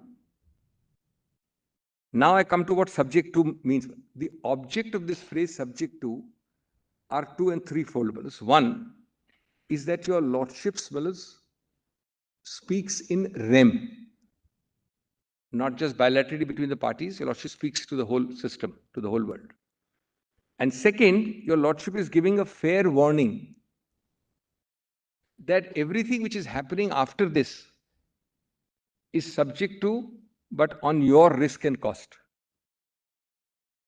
And thirdly, your risk and cost means all consequences, equities, vested rights, all status quos you create each day after that.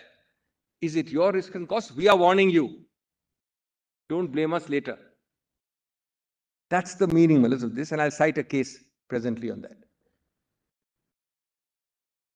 Therefore, Malas, the moment, either your Lordship doesn't say it, the moment your Lordship says that, no one can come and plead equities, vested rights, events, scrambled egg, irreversibility, etc., etc. Because your Lordship takes into account this in advance. If your Lordship passes subject to today, it is different from passing in 2022 June.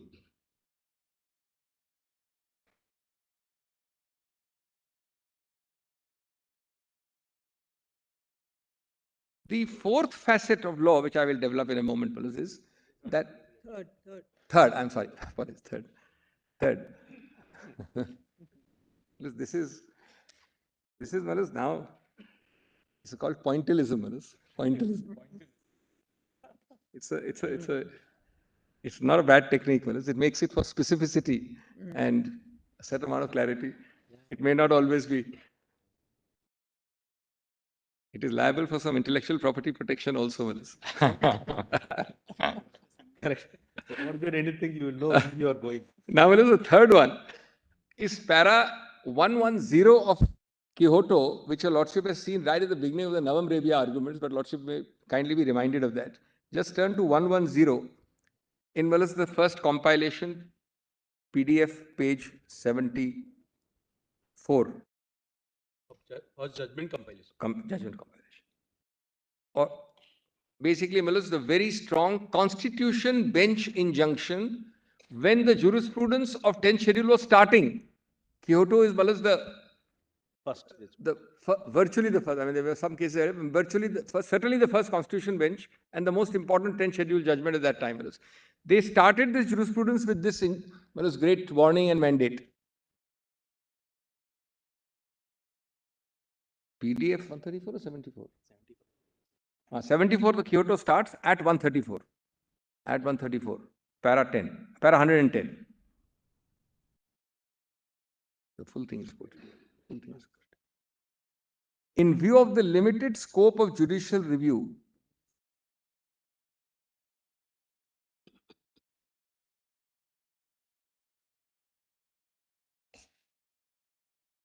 may I read it? Yes. In view of the limited scope of judicial review that is available on account of the finality clause in para 6. So, your Lordship gives basis for it, finality clause in para 6.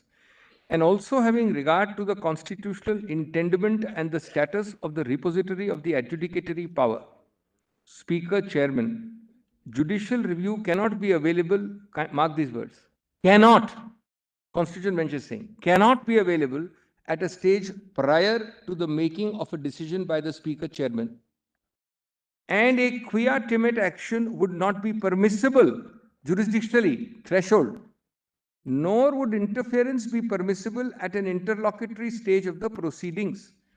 Exception will, however, have to be made in respect of cases where disqualification or suspension is imposed during the pendency of the proceedings, and such disqualification or suspension is likely to have grave, immediate, and irreversible repercussions and consequences. But I'll just pause here. It has some very startling consequences. If your Lordship reads this, it's a Constitution bench. It makes only one exception.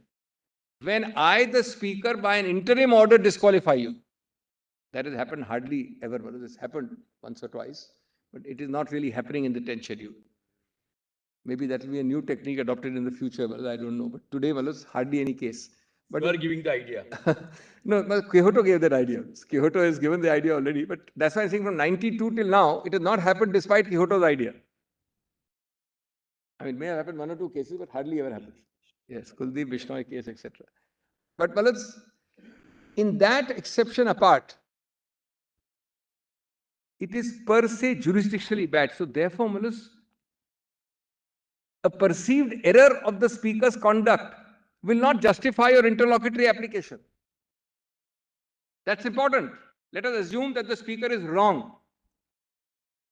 Nobody is conceding that. Let us assume that the Speaker is grievously wrong. That will not justify circumventing of a Constitution bench by saying, normally we will not interfere, but here, by a matter of degree, I opine that he is grievously wrong, therefore we will interfere. Well, let's take an example. Your Lordship has applied that example for decades. This is not something strange at all. Quixote was, according to me, saying the obvious in a much more important category. Your Lordship has done it for lesser category. Well, as your Lordship finds genuine problems in an election process. When an election process starts, your Lordship finds genuine cases. My nomination rejected badly. I was stopped at the door by a guard. I couldn't enter. Somebody obstructed me. I couldn't file in time. This man is rejected on a comma, full stop, wrong ink. They are very compelling arguments. Your Lordship says, come after the election. In 99% cases, unless there's a special statute. Because you don't interdict an autonomous, self-contained scheme of a code there to let elections go on. Here, a much higher constitutional authority to allow unfettered proceeding further. There are many more examples the Lordship has. Therefore, the position which by a combination of the positive and the negative order inevitably led to the change of government, possibly was also constitutionally wrong. Had your Lordship had occasion to discuss it in the 2 weeks following that, your Lordship would have rectified it. Today, it cannot be a bar merely because of passage of time, because this is on the face of it contrary to your Lordship's Constitution bench. And an error of the Speaker was irrelevant. In fact, he hardly had opportunity to commit many errors except perhaps as a 2-day notice. That would have been decided. I've cited, Lordship members, 2 cases I cited in the Navam Revia, where 3-day notices were sufficient. Yedurappa and, Yedurappa was the other way, was Nayak and Balasa, Patil. Srimant Patil. Three judges, 3 days, sufficient. When the rule said 7 days, I hope my Lord remembers that. In Navam Revia, I cited those cases to your Lordship. Rule said 7 days, 3 days notice. 2-judge bench in Ravi Nayak said, okay. 2-judge bench in Yedurappa doubted it. 3-judge bench subsequently affirmed the Nayak principle,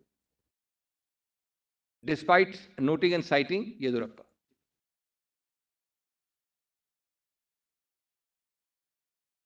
Then, the 4th facet is that the more important and the more general principle, but equally important, that your Lordships respects co-equal organs. There's a whole other line of cases. When I come to my notes, I've cited some of them, where your Lordships is very careful, because your Lordship now doesn't think of an individual speaker, but of the institution, where your lordship doesn't, Malus, enter into co-equal branches unless there are compelling reasons. So respect between and mutual balance between judicial and legislative organs is the other legal principle which has to be kept in mind, and all this goes towards making the non-interference principle at that interlocutory stage. Then, Malus, the other facet which your lordship in case law has used is there may be a rarest of rare exceptional situation where your lordship passes interim orders, not in this case, no case, I'm saying generally. Now I'm not going to tension you, to maintain a status quo. But your lordship is very, very sensitive and cautious and careful to create a new status quo by an interim order. Maintaining a status quo and leading to the creation of a new status quo are two, Malus, different principles of law looked at and dealt with differently by case law. Here clearly a new status quo was created.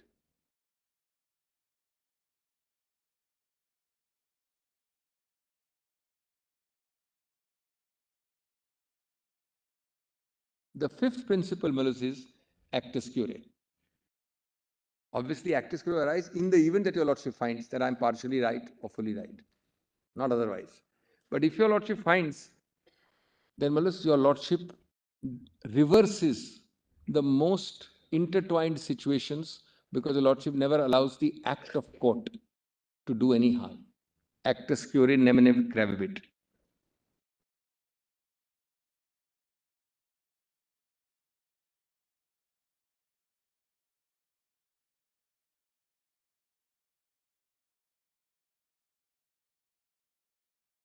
The sixth facet is, Malus, that Seven. if there is Seven. a right made out, I'm sorry, my Seven. apologies. No, 6. 7.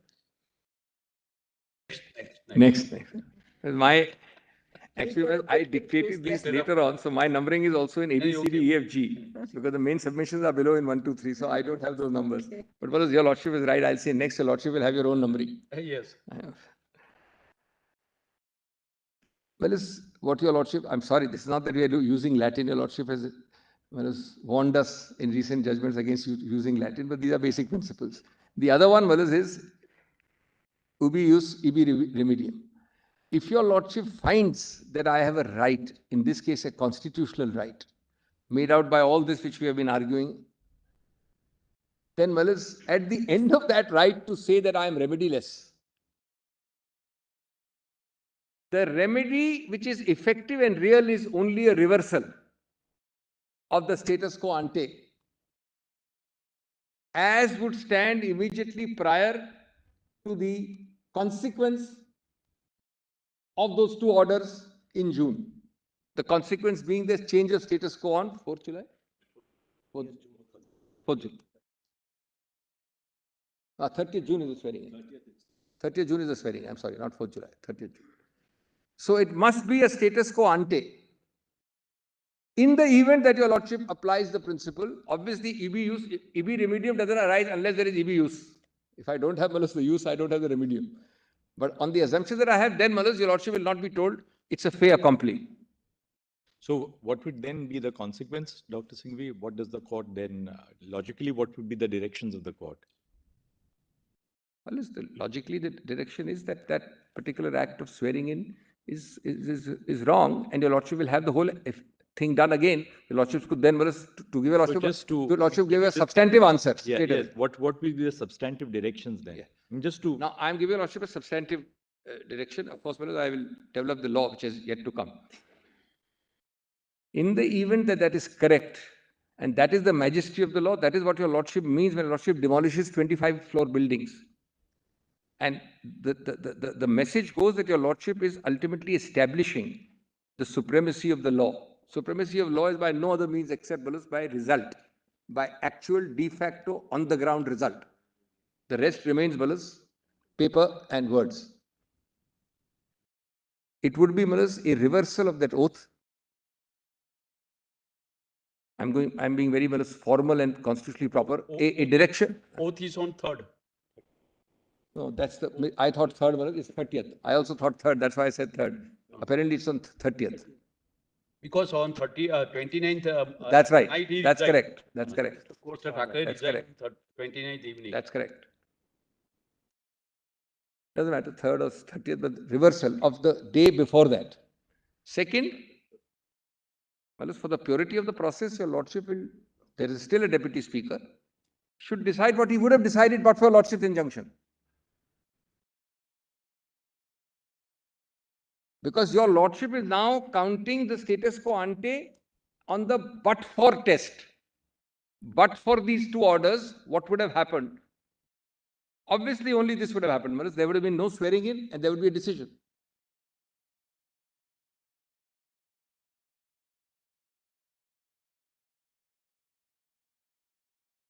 Well, it sounds sometimes difficult, but imagine.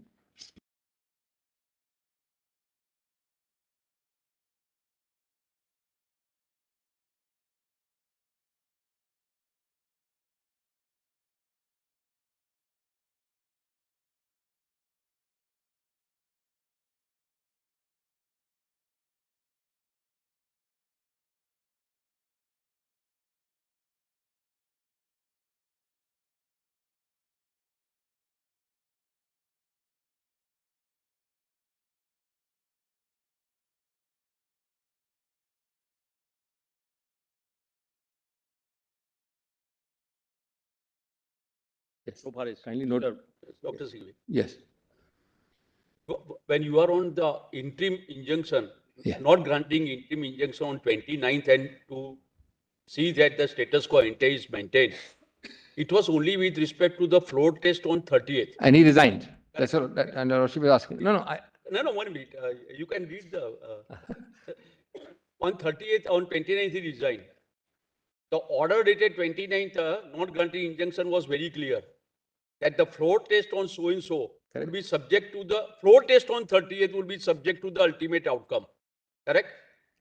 Now, in that case, correct, raise the question of status quo ante. Yes, correct. I'm on very grateful. 29 on the basis of the 29th injunction or not granting injunction. I'm very grateful for a query. Your Lordship was put it in a different way earlier. I must answer it again. It's very opportune at this moment. Millis, there are two answers. One answer I gave 3 minutes ago, Millis. Your Lordship's court is a court of substance. Always, not of form. Let me develop it. I'm answering only my Lord's query. Paramount is substance, the heart of the matter. It is true that on that day, on 29, nobody would know what would politically happen on 30th. And it is true that the technical word used is trust vote. But Millis, what was allowed to go on was a test on the floor, which is inevitable if 39 vote against. The one and only foregone conclusion, instead of suffering the humiliation of a vote, is to give up in advance. I mean, we are in a real world. There is no arithmetic, no science, no physics, which can change the result on 30th.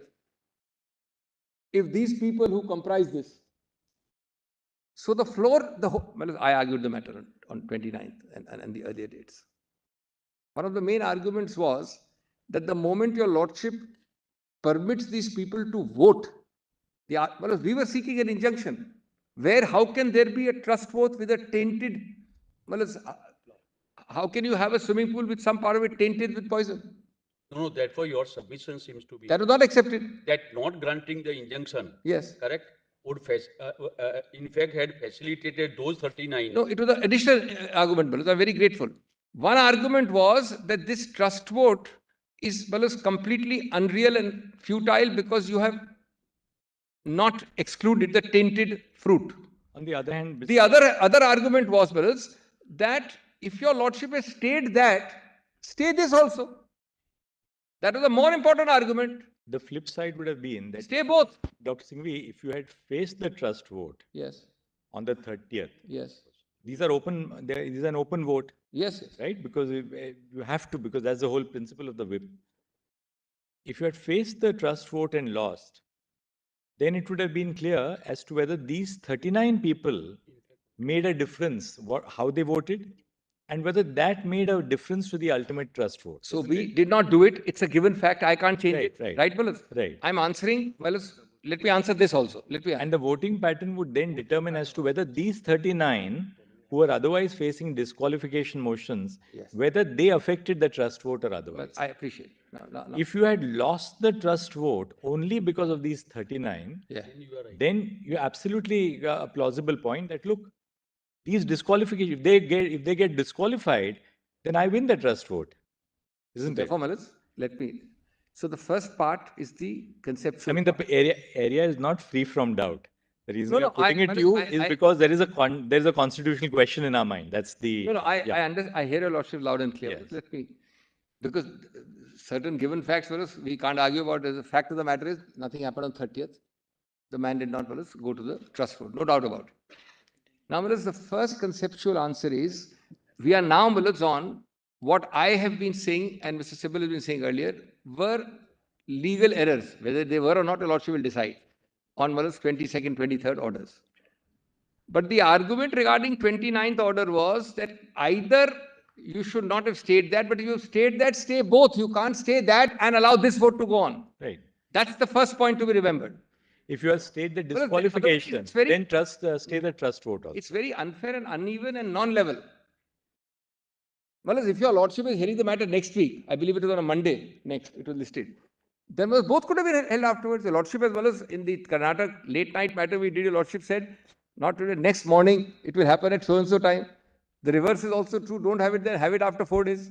So your argument to therefore All this will be obviated. to restate your argument, what you are really arguing is this, that once you stayed effectively the Exactly. speaker from deciding the disqualification petition, Exactly. then you should have stayed the trust vote also, because one was linked to the other at the least. The word linked, inextricably intertwined, absolutely. And that is the answer, the first answer on the conceptual query raised by my Lord Justice Shah.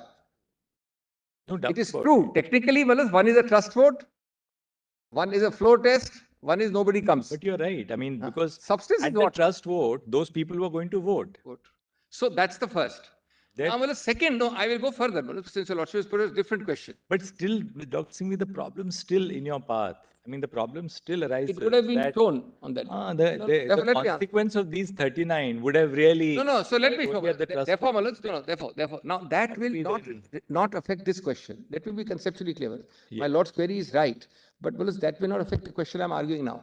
That will affect, as in when your Lordship takes up the disqualification and says that we find that no disqualification occurs because we don't have sufficient proof to disqualify. That's all that will mean, Malus. It will only mean that I have insufficient evidence. And I'll tell Lordship why your Lordship.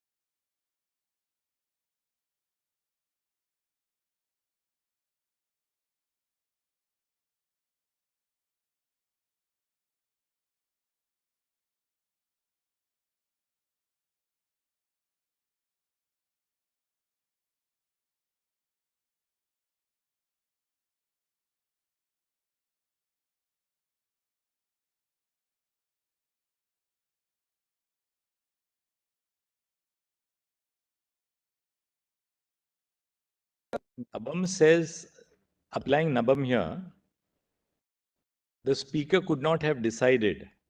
I mean, I'm not putting that against you, but I'm just trying to analyze. As the principle today stands. As the principle today stands. Correct. Nabam says that where a motion for the removal of the speaker is pending, he cannot decide the issue of disqualification. You say refer Nabam to a larger bench. But suppose you take this, that well, these 39, that Nabam therefore should not be construed to prevent the speaker from deciding disqualification. Yes.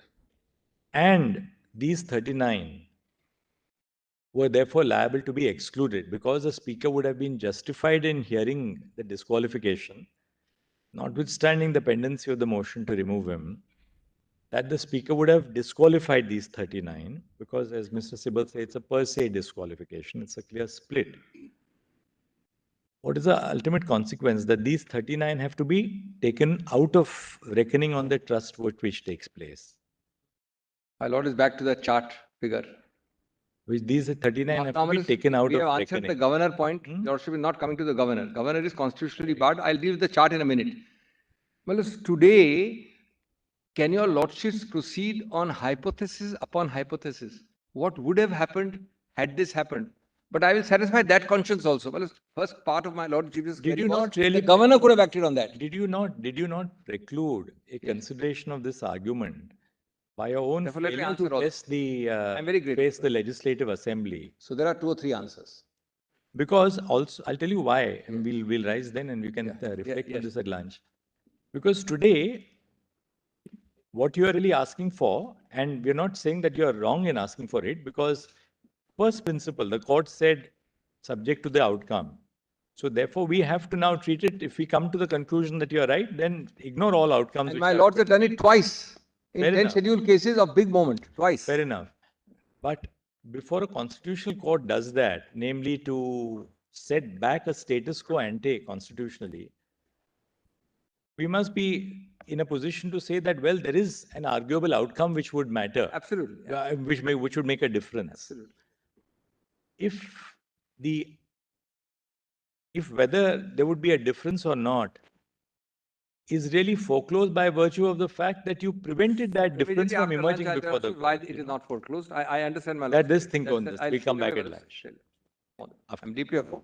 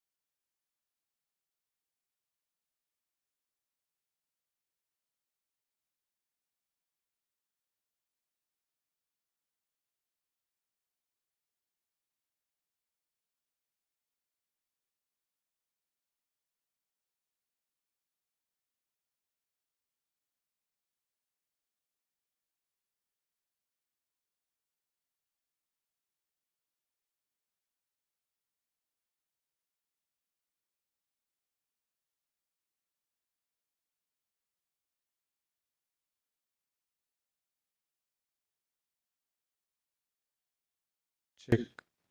Mic check.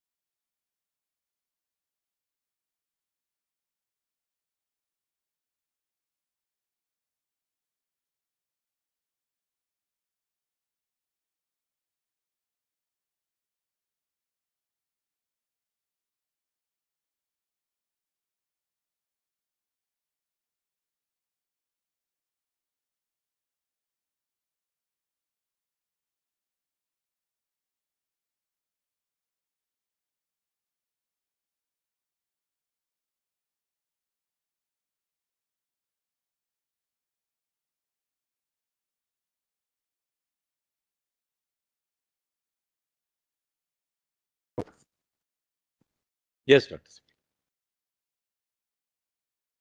As I start, well, I have one request. I want to maintain the discipline of the Constitution bench. So I'm requesting your lordships to give me 5 minutes when your lordship assembles at 3 o'clock on a most extraordinary urgent mentioning. I won't do it now because it's a Constitution bench. Your lordship is fortunately rising at 2:55. So I'll do that well, before the other matter starts. And your lordship will take it that I'm not well, abusing the process. Your lordship hears what has happened. But that apart, well, now let me continue with this. The mentioning is unrelated to this matter. Unrelated, unrelated. Because I was only looking at No, no, the unrelated. point of view of the bench. Then Justice Narasimha and I will come back for the mentioning, and then I'll assemble in the. It's nothing to do with this. No, no, no, nothing to do with this. Why? Agency. Well, it's with your lordship's permission, well, it's a senior person, well, it's in public life called Pawan Kheda was boarding a flight today at around 11 o'clock. At the flight, inside the flight, well, he was deboarded on, well, 3 sets of complaints, Varanasi, Lucknow and Assam. The section invoked is 153A, 153B, national integration and enmity between groups. And well, based on a statement, I'm not at all justifying any statement. I may not use that language, even not, but was based on a statement in a press conference, and sought to be whisked away. At the moment, they are at the airport, and being taken away by Assam police at Delhi airport.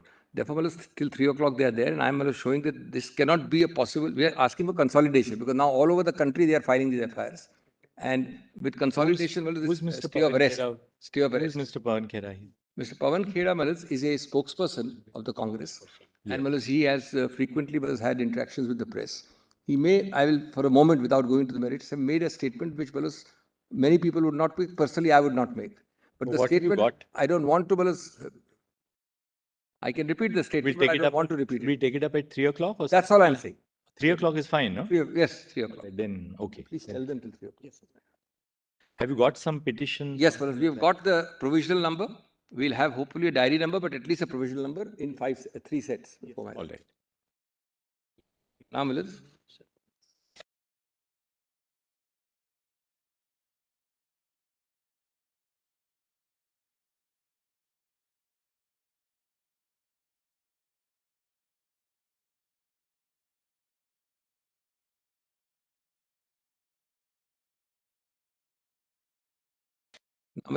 Your lordships put that question just on rising. So let me answer, ABCD, that particular question. I'll continue with my sequence after, but lordship put that question, that had you allowed possibly the 30th vote to have worked itself out or other things, then your lordship would have had, so to say, an actual Chetan, test. 3 baje board.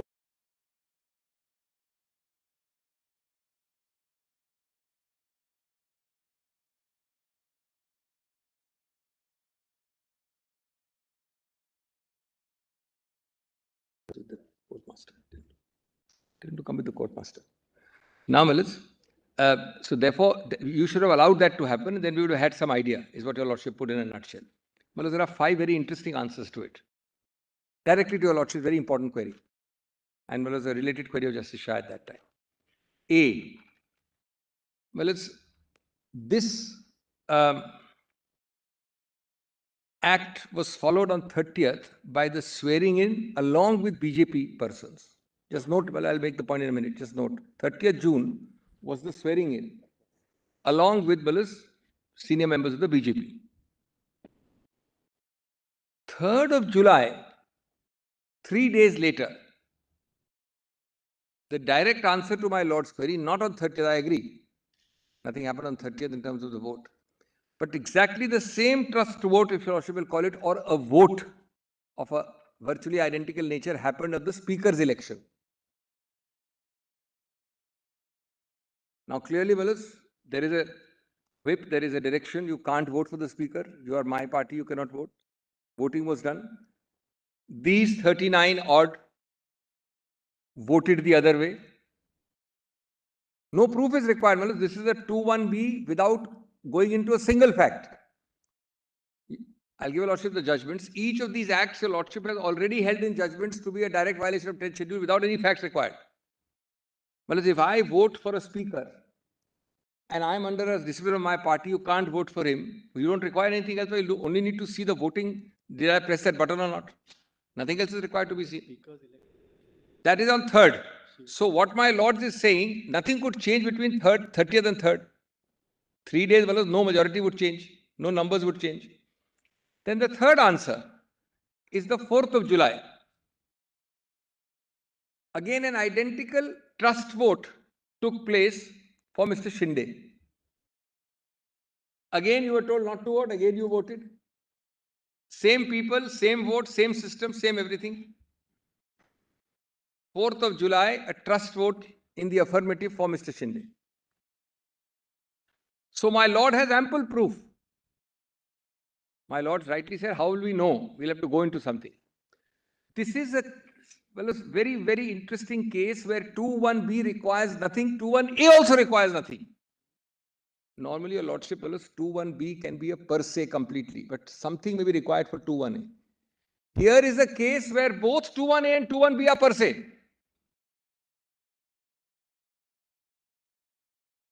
Very rare combination. Fourth reason. So swearing in with the BJP, it's on cameras, everybody sees you. 3rd July Speaker's election, 4th July trust vote of Mr. Shinde. Now, what is the fourth reason? Even the acts, if your lordship were to go back, now these are enough. I'm only giving by way of addition. I don't need to go back. I'm now giving your lordship the seemingly contentious issue, which is not actually contentious. The seemingly contentious issue, which is not contentious, is that on 21 and 22nd of June, you did not attend a meeting despite a direction in writing, please attend the meeting. The direction is on record. Your non-attendance is on record, admitted. My lord will now look at it in demurrer. I'm trying to make it as simple as possible. No investigation, no inquiry, no evidence. Just look at it in demurrer. Second event is that you went with the BJP and others to meet the governor on 30th June. That's also admitted. It's on record, in the press, on photographs, on press reports. Admitted, no evidence required.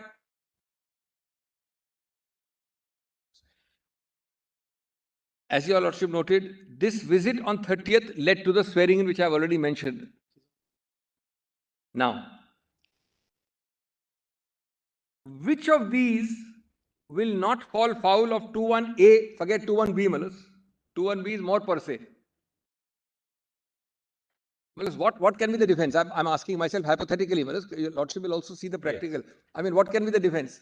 That these photographs are forged, all the media is forged. I was in Malus, Timbuktu, I never went to the governor's house. That can be a valid defense. Nobody's taken the defense, you can't. Now note two more interesting things, Malus. Rana, para 48. Lordship knows Rana very well, Malus, the Constitution bench. Specifically says that the act and conduct of going to a governor would constitute disqualification. That's Constitution bench. Citation the 2007 4 SCC 270 PDF page 834 of the first compilation. It was read yesterday. Read. Only Malus para 48. So Rajendra C. Rana. I beg one? Rajendra C. Rana. Correct, Rajendra C. Rana. So Malus, this is very interesting again. The fact is admitted and the law is covered. What is it that a lordship has to do by way of an exercise is my question to myself. With great respect, nothing, Malus. Fact is undeniable, admitted, and the law is covered. And covered too by a Constitution bench. We are not saying, Malus, I can even, Malus, bow down with great respect in a very contentious issue. Your lordship says, why should we not send it back? There is no issue here. Now note the second judgment, Srimant Patil gives a citation. Srimant Patil is the Karnataka judgment. Para 174 and 176. Para 174 and 176. The citation is 2020, volume 2 SCC 595. 3 learned judges. This is the 2020. 2020, 2 SCC 595. The PDF page in the first law compilation is 1249. It's starting page, I'm sorry. The relevant para is 174 and 176. At PDF page 1307 and 1308. This holds the second point. Not attending meetings is culpable. This is the inception. 21st June and 22nd June, you didn't attend meetings. This judgment holds that not attending meetings is sufficient to disqualify. So, Malus, in this 5 sets of facts, facts are admitted, law is covered. Now, you can always say that we want to do this, we want to do that, but if there is a purity and a social and a political evil to be controlled by 10 children, then Malus, this requires no adjudication of any kind except Malus, the formality of a notice and looking into it. And what is the, even till today, what can be the defense of this? Malus, I am prepared to accept a new defense today. There cannot be a defense to these things. This, Malus, is the light of, but I had finished on subject 2, putting to you notice and risk, on your own risk and cost, telling you in advance, warning you. Now, Malus, kindly consider, why is this principle? It is, Malus, for what the phrase my Lord is used time and again, the majesty of the law. It is not an empty rhetoric. Imagine, Malus, how much strengthened the rule of law is when your lordships in a rightful case does not one but 2 or 3 things. One, Malus, your lordships accepts fallibility. There is a line of cases of actus curiae that we were wrong. Justice Bhagwati, Malus, in a case I must thank my learned friend Mr. Sibbal to point it out, said to accept fallibility is no act of heroism. So, Malus, then the consequence of accepting fallibility must follow. Otherwise, Malus, accepting of fallibility is empty.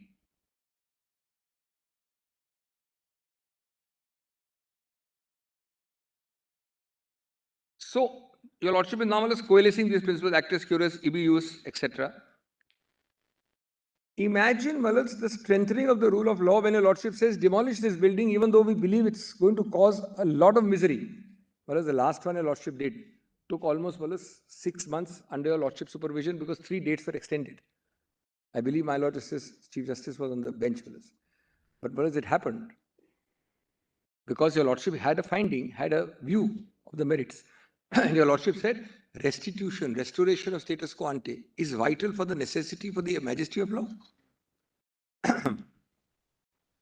Now, Malus, just see 2 striking examples in the 10th schedule when your lordships did this. We have talked about, but we haven't shown that actual para. It will tell lordships against what odds your lordship still said, no, we must uphold the law. Nabam Rebia first and Rajendra Singh Rana second.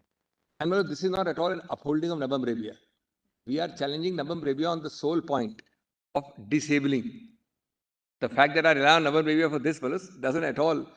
Malus, I'm entitled, Malus, not to be hit by a stopple on that at all. Now, kindly turn to Nabam Rebia. Just note the paras.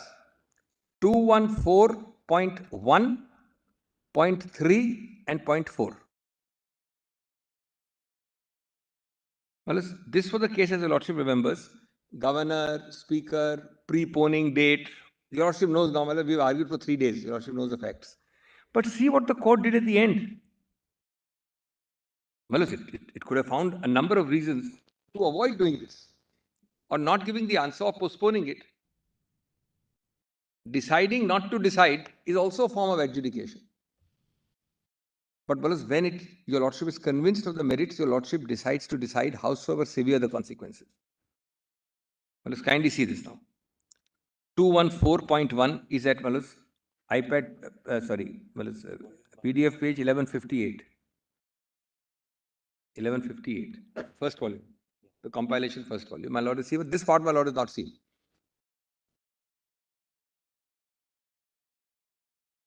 Well, this alone vindicates the rule of law. This alone vindicates the strength of the court system, not only the apex court. And this sends a clear message that, well, howsoever high or whatever the consequence, well, the consequence must flow if your Lordship is convinced.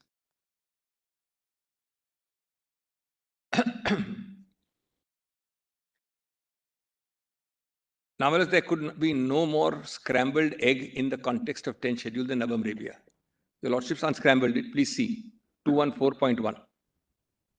The order of the Governor of 9th of December 2015, preponing the 6th session of the Arunachal Legislative Assembly from 14th January to 16th December of previous year 2015, is violative of Article 163, read with 174, and as such is liable to be quashed.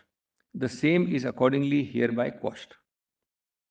I'll skip the next one, come to the next after next. 214.3. Now, this is even more important. Well, remember, time had elapsed in between. Navam Rebia was decided on, give me the date. This is important, the date is important. 13th July 2016 is the decision. Show the first page. 13th July 2016. These events related to almost 8 months earlier, brothers. New government had come in. It was very easy to say so many things and not do this.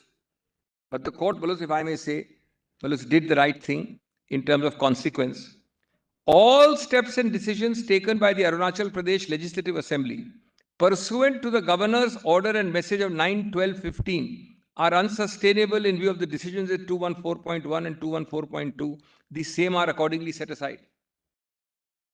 It was argued, as is argued frequently, that even if your Lordship holds it illegal, the intervening decisions will not be set aside. Your Lordship hears those arguments every day from this side of the bar or whatever.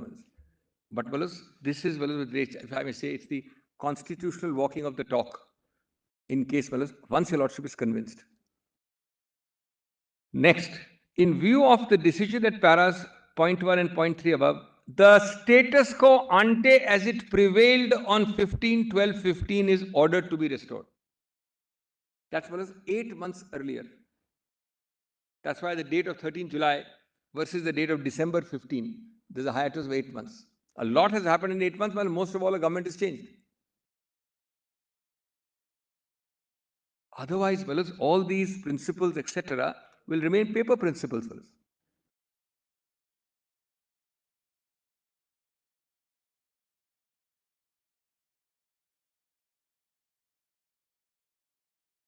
Now, in Rajendra Singh Rana, the matter was more directly addressed as a juristic principle about you decide or send it back to the Speaker. So that's my next case. Rana is 2007 4 SCC 270. First bunch compilation of case law, PDF page 834. And I will read, with the Lordship's permission, paras 12, 44, 45, and 52, 53. It has nothing to do with the law. It is to do with once the Lordship is convinced, what is the consequence? It's ibi jus, ibi remedium. It is actus cure. It is consequence. It is subject to. It is warning. All that is the point I'm reading on. What page did you say was that? Please. The page starts, the judgment starts, para 12 is at PDF page 849. 834, the case starts.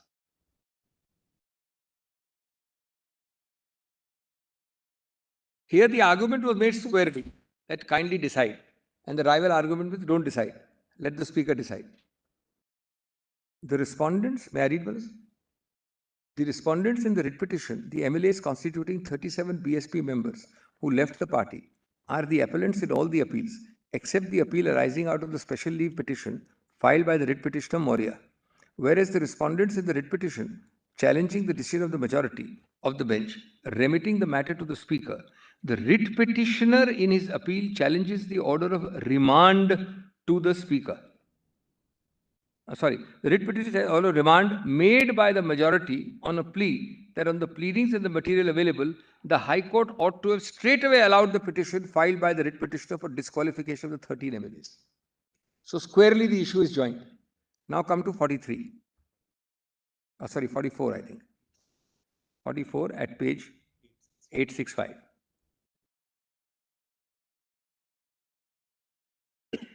Normally, and well, if I may say so, the contentious issues in this case would be far, far more than the contentious issues in my case. Far, far more. Normally, this court might not proceed to take a decision for the first time when the authority concerned has not taken a decision in the eye of the law. And this court would normally remit the matter to the authority for taking a proper decision in accordance with law. And the decision of this court itself takes on the relevant aspects. What is urged on behalf of the Bahujan Samaj Party is that these 37 MLAs, except a few, have all been made ministers. And if they are guilty of defection, with reference to the date of defection, they have been holding office without authority in defiance of democratic principles, and in such a situation, this court must take a decision on the question of disqualification immediately. Well, my case has one chief minister, forget ministers. One amongst them is the chief minister, many are ministers. It is also submitted that the term of the assembly is coming to an end, and expeditious decision by this court was warranted for protection of the constitutional scheme and constitutional values. We find considerable force in this submission. This is what the Constitutional Bench is saying. Here, the alleged act of disqualification of 13 MLAs took place on 27th of August. And well, this is only 13. We are 39 in this case. 42 actually, there were 3 independents also. When they met the governor and requested him to call the leader of the opposition to form the government. The petition seeking disqualification of these 13 members based on that action of theirs has been allowed to drag on till now. It is not necessary for us to consider or comment on who was responsible for such delay. But the fact remains that the term of the Legislative Assembly that was constituted after the elections in February 2002 is coming to an end on the expiry of 5 years. A remand of the proceeding to the Speaker or our affirming the order of remand passed by the High Court would mean that the proceeding itself may become infructuous. But it may not become infructuous, but it will be great delay. Great delay, and fruits would be enjoyed for even 1 more second is bad enough. Here, fruits will be enjoyed for months and years. We may notice that the question of interpretation of 10th schedule, the question of disqualification raised earlier in regard to the members of the prior assembly of this very state, which led to difference of opinion between 2 learned judges of this court, and which stood referred to a constitution bench, was disposed of on the ground that it had become infructuous in view of the expiry of the term of the assembly. They will cite that judgment earlier in the footnote. Para 3 of the 10th schedule has also been deleted by Parliament. Though for the purpose of this case, the scope of that paragraph is involved. So, this case involved para 3. In my case, the Lordship doesn't even have para 3. What adjudication is required? Rana involved the pre-existing non-deleted 3. With great respect, considering that if the 13 members are found to be disqualified, their continuance in the assembly, even for a day, would be illegal and unconstitutional. And their holding of the office as ministers would also be illegal, at least after the expiry of 6 months from the date of their taking charge of the office of ministers. We think that the court is bound to protect the Constitution and its values and the principles of democracy, which is a basic feature of the Constitution. This court has to take a decision. Now, this is important. This court has to take a decision one way or the other on the question of disqualification of the 13 MLAs based on their action in August 2003. Lastly, para 52 and 53, where they conclude finally on the result, on the factual result and the result of the case.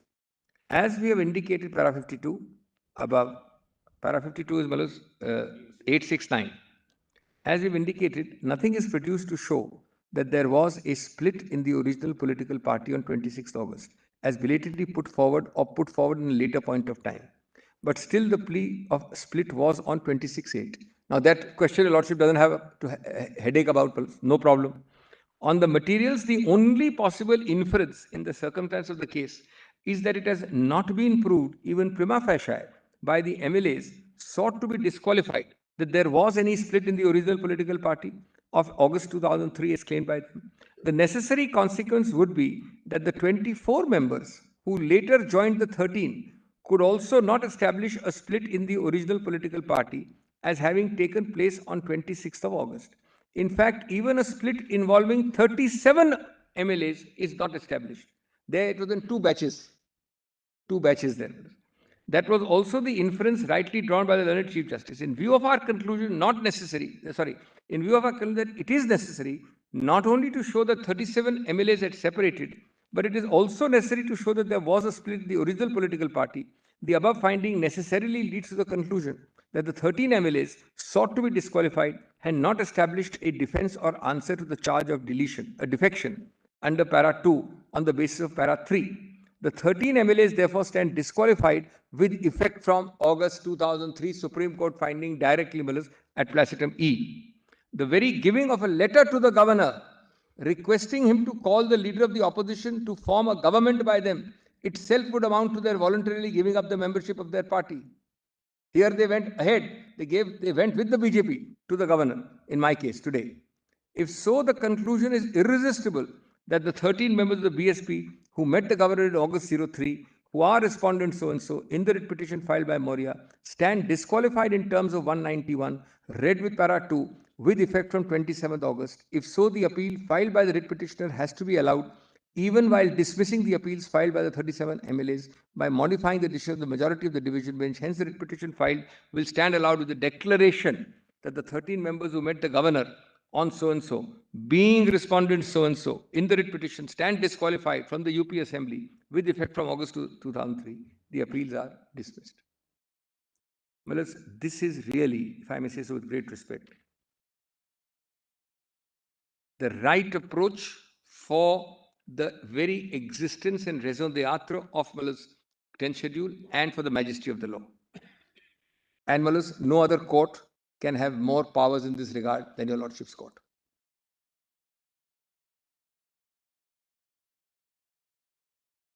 Now, Mullah's, let me turn to some of the quotations. Now it will be more focused in terms of just quoting from some judgments. Kindly take a note, we go to the note now. Kindly take a note I have filed. Already circulated? A3. It's been sent. It's been sent in the night. When you Serial number is serial number A3. I'm there. It's there.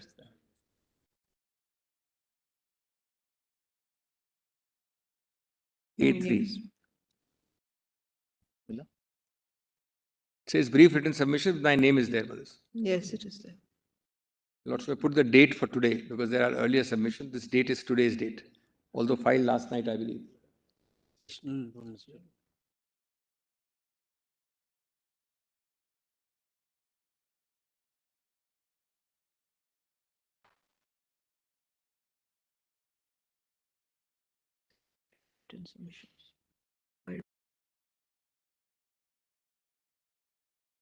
Made today? Yes, it covers. So what do I? Except, Malas, I'm going to add one or two cases, as I've got only 2 cases, that you also will write in the note itself. Because, Malas, the problem is it's a ever incoming wisdom every minute, Malas. So, may I read, Malas? Just a moment.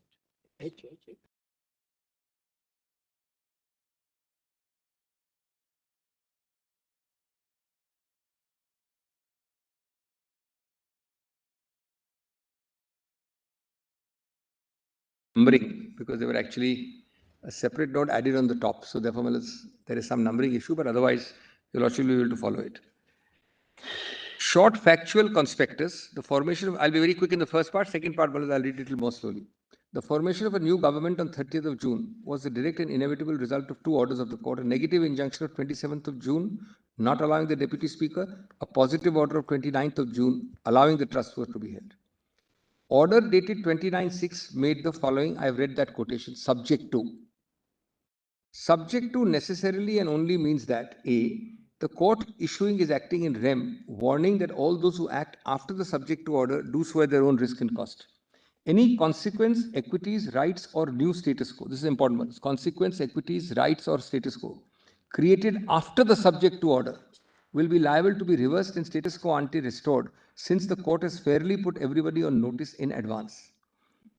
Well, I'll just read this case. This is important, along with a couple of other cases. But first, let me read on this section first. I'll read this Indore case, fellows. It's important. It's a constitution bench. The consequence of change of government happened fundamentally because the speaker was disabled, fettered in the interim from discharging his constitutional duties. The aforesaid disabling with the order of 27th of June was clearly contrary to a 5-judge bench in Quixoto. I have read that para, Lordship will remember that, 110. Then, my lords, it disturbed the co-equal and mutual balance between judicial and legislative organs, the latter represented by the Honorable Deputy Speaker. Contrary to detailed Supreme Court judgments, I have quoted them below, my lords, they are coming. These are only the bullets, my lords, giving Lordship the propositions. The orders of 27.6 and 29.6 cumulatively and conjointly were not orders merely If protected. if you had warned us forewarned us that you've put it down in writing, I wouldn't have been trying my typing skills, I've typed exactly all this that you have mentioned. But well, some of this is not going to be there in terms of later. answer to my Lord's query. The answers to your Lordship's query would have been oral, Malas, therefore. Right.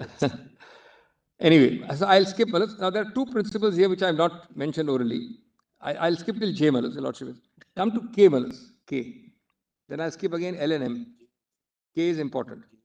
I'm sorry, J and K, both are important. J also, Malas.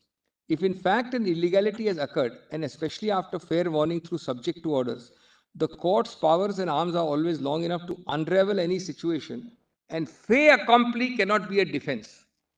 That's the point. Then K is extremely important, was purposive interpretation. Your lordships have interpreted 10th schedule purposively to plug all collateral and subsidiary loopholes also. That Well, is- directly it is not said, but we find 20 ways of circumventing 10th schedule. Your lordship says, I will interpret purposively to prevent that circumvention. That judgment will come also. The principle of purposive, in light of repeated and comprehensive exhortations by diverse constitution benches and the legislative travaux preparatoire underlying the object behind the 10th schedule and the mischief it sought to remedy, necessitates a purposive interpretation in a holistic perspective to fulfill the true object and spirit of the 10th schedule and not allow it to be rendered a dead letter or an exercise in futility. Then, Malas, L is Nabam, M is Rana. Right, Malas? Now, just Malas, you can skip para 1 in Chauhan's case. The first line of the boldface Lordship may note, it is trite law that neither the governor nor for that matter this court has the power to impinge upon the authority of the speaker to take a decision. This is, Malas, the co-equal aspect. Apart from the Quixoto, no injunction aspect. So this judgment, Your Lordship will note, Justice Chandrachud and Justice Gupta's judgment. Thus, the principle of respecting the field of functioning of each constitutional functionary requires the court not to interdict either the disqualification proceedings before the speaker or the proceedings in the House. However, in the present case, that I'll skip, Malas. Then Quixoto, Malas, 125 and 126. This is not that 110. 125, Malas, just turn to for a minute, Malas, it's in PDF 140 of the first comparative. That's okay, we can read it from here. Yes, yes. You can read it out and then go to 120. Well, this is 126, Your Lordship, just add in hand, 125 is important also. I forgot to put that, just note that. The purpose of interlocutory orders is to preserve in status quo the rights of the parties so that proceedings do not become infructuous by any unilateral overtax by one side or the other. Then was Samir Bhojwani, a judgment to which my Lord, the Honorable Chief Justice was a party, though authored by Justice Khanvilkar, 2018. Distinction between molding of relief and granting of mandatory relief held that interim relief can be granted only to restore the status quo and not to establish a new set of things different from the state which existed at the date when the suit was instituted. You've created a new status quo that's very different from maintaining a status quo. Yes. Then Malas Bommai in para 8, para 115, it has, however, to be made clear, this is Malas 3 judges out of the 7, and it's part of the concurring. It is, however, to be made clear that the interlocutory relief that may be granted to such challenge to prevent the frustration of the constitutional remedy. It is not to prevent the constitutional authority from exercising its powers and discharging its functions. This is even more important than Quixoto. This is the origin of Quixoto in the 10th schedule. Bommai was not 10th schedule, but the principle is important. And this is one of 7 judges. No, 9 judges. 9 judges. 9 judges. And this is the principle which Quixoto is applied to the 10th schedule. Our conclusion that Justice Sawant's judgment is part of the majority, core majority. Our conclusions, therefore, may be summarized under: if the proclamation issued is held invalid, then notwithstanding the fact that it is approved by both houses of parliament, kindly note this, it will be open to the court to restore the status quo ante to the issuance of the proclamation and hence to restore the assembly and the ministry. In appropriate cases, the court will have power by an interim injunction to restrain the holding of fresh elections to the assembly, pending the final disposal of the challenge to the validity of the proclamation to avoid fait accompli and the remedy of judicial review being rendered fruitless. Whereas Mr. Hegde never lived to see this benefit because governments changed twice over by the time Bomai was delivered.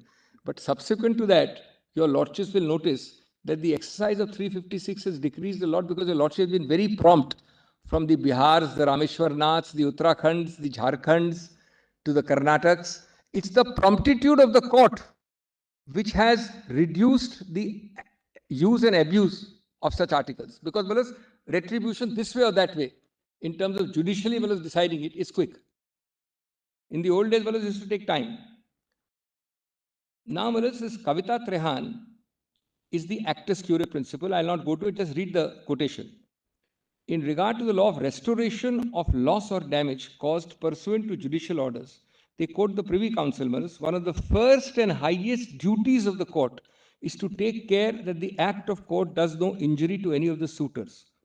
And when the expression the act of court is used, it does not mean merely the act of the primary court or intermediate court of appeal, but the act of the court as a whole, from the lowest which entertains to the highest which finally disposes of the case. Then they cite this Kedarnath. Under 144 Malas, this is the but-for test. Restore the parties to the position in which they would have occupied but for such decree or part thereof. The but-for test it is called. Nor indeed that this duty or jurisdiction arise merely under the said section. It is inherent in the general jurisdiction of the court to act rightly and fairly according to circumstances. Then, Malas, they consider the submission. I'll skip that. Come to the end of Malas, that para 23. It's a long para. The boldface is sufficient, Malas. That such a thing was achieved by an ex parte order tends to shake the litigant's face in the judicial process. That, Malas, will not apply. Navam Rebia, I will skip. Now, Malas, here, before your lordship comes to the object, that is para 13 onwards, there are two important judgments your lordship will note. One is Malas Bhullar. This is not there. Lordship may note it down on the side. These three judgments. This is not there, Malas.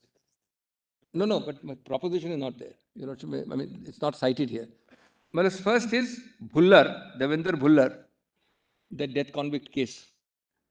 2011-14 SCC 770. It's the PDF 926. And the relevant paras are 107 and 108. Please turn to that. Well, if there is an initial wrong, the court says, I'm sorry, 107 and 108. It's a very important principle. Kindly turn to Malas PDF page 967 in the first compilation. Right? First compilation. 966. What's the proposition?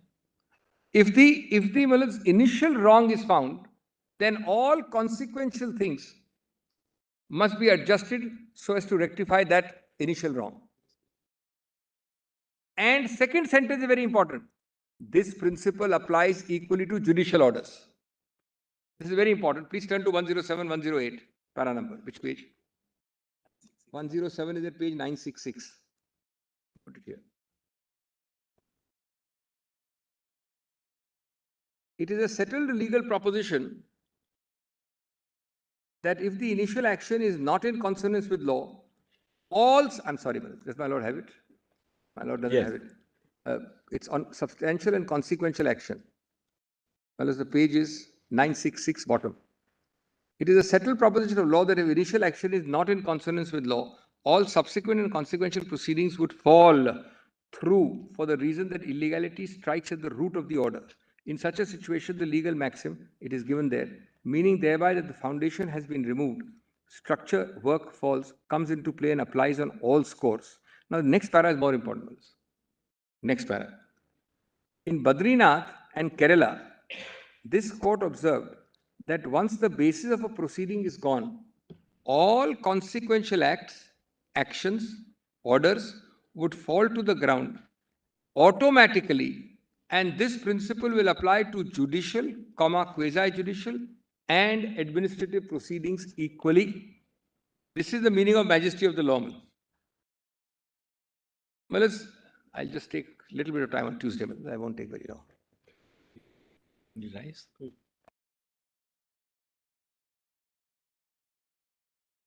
On Tuesday. Very deeply obliged.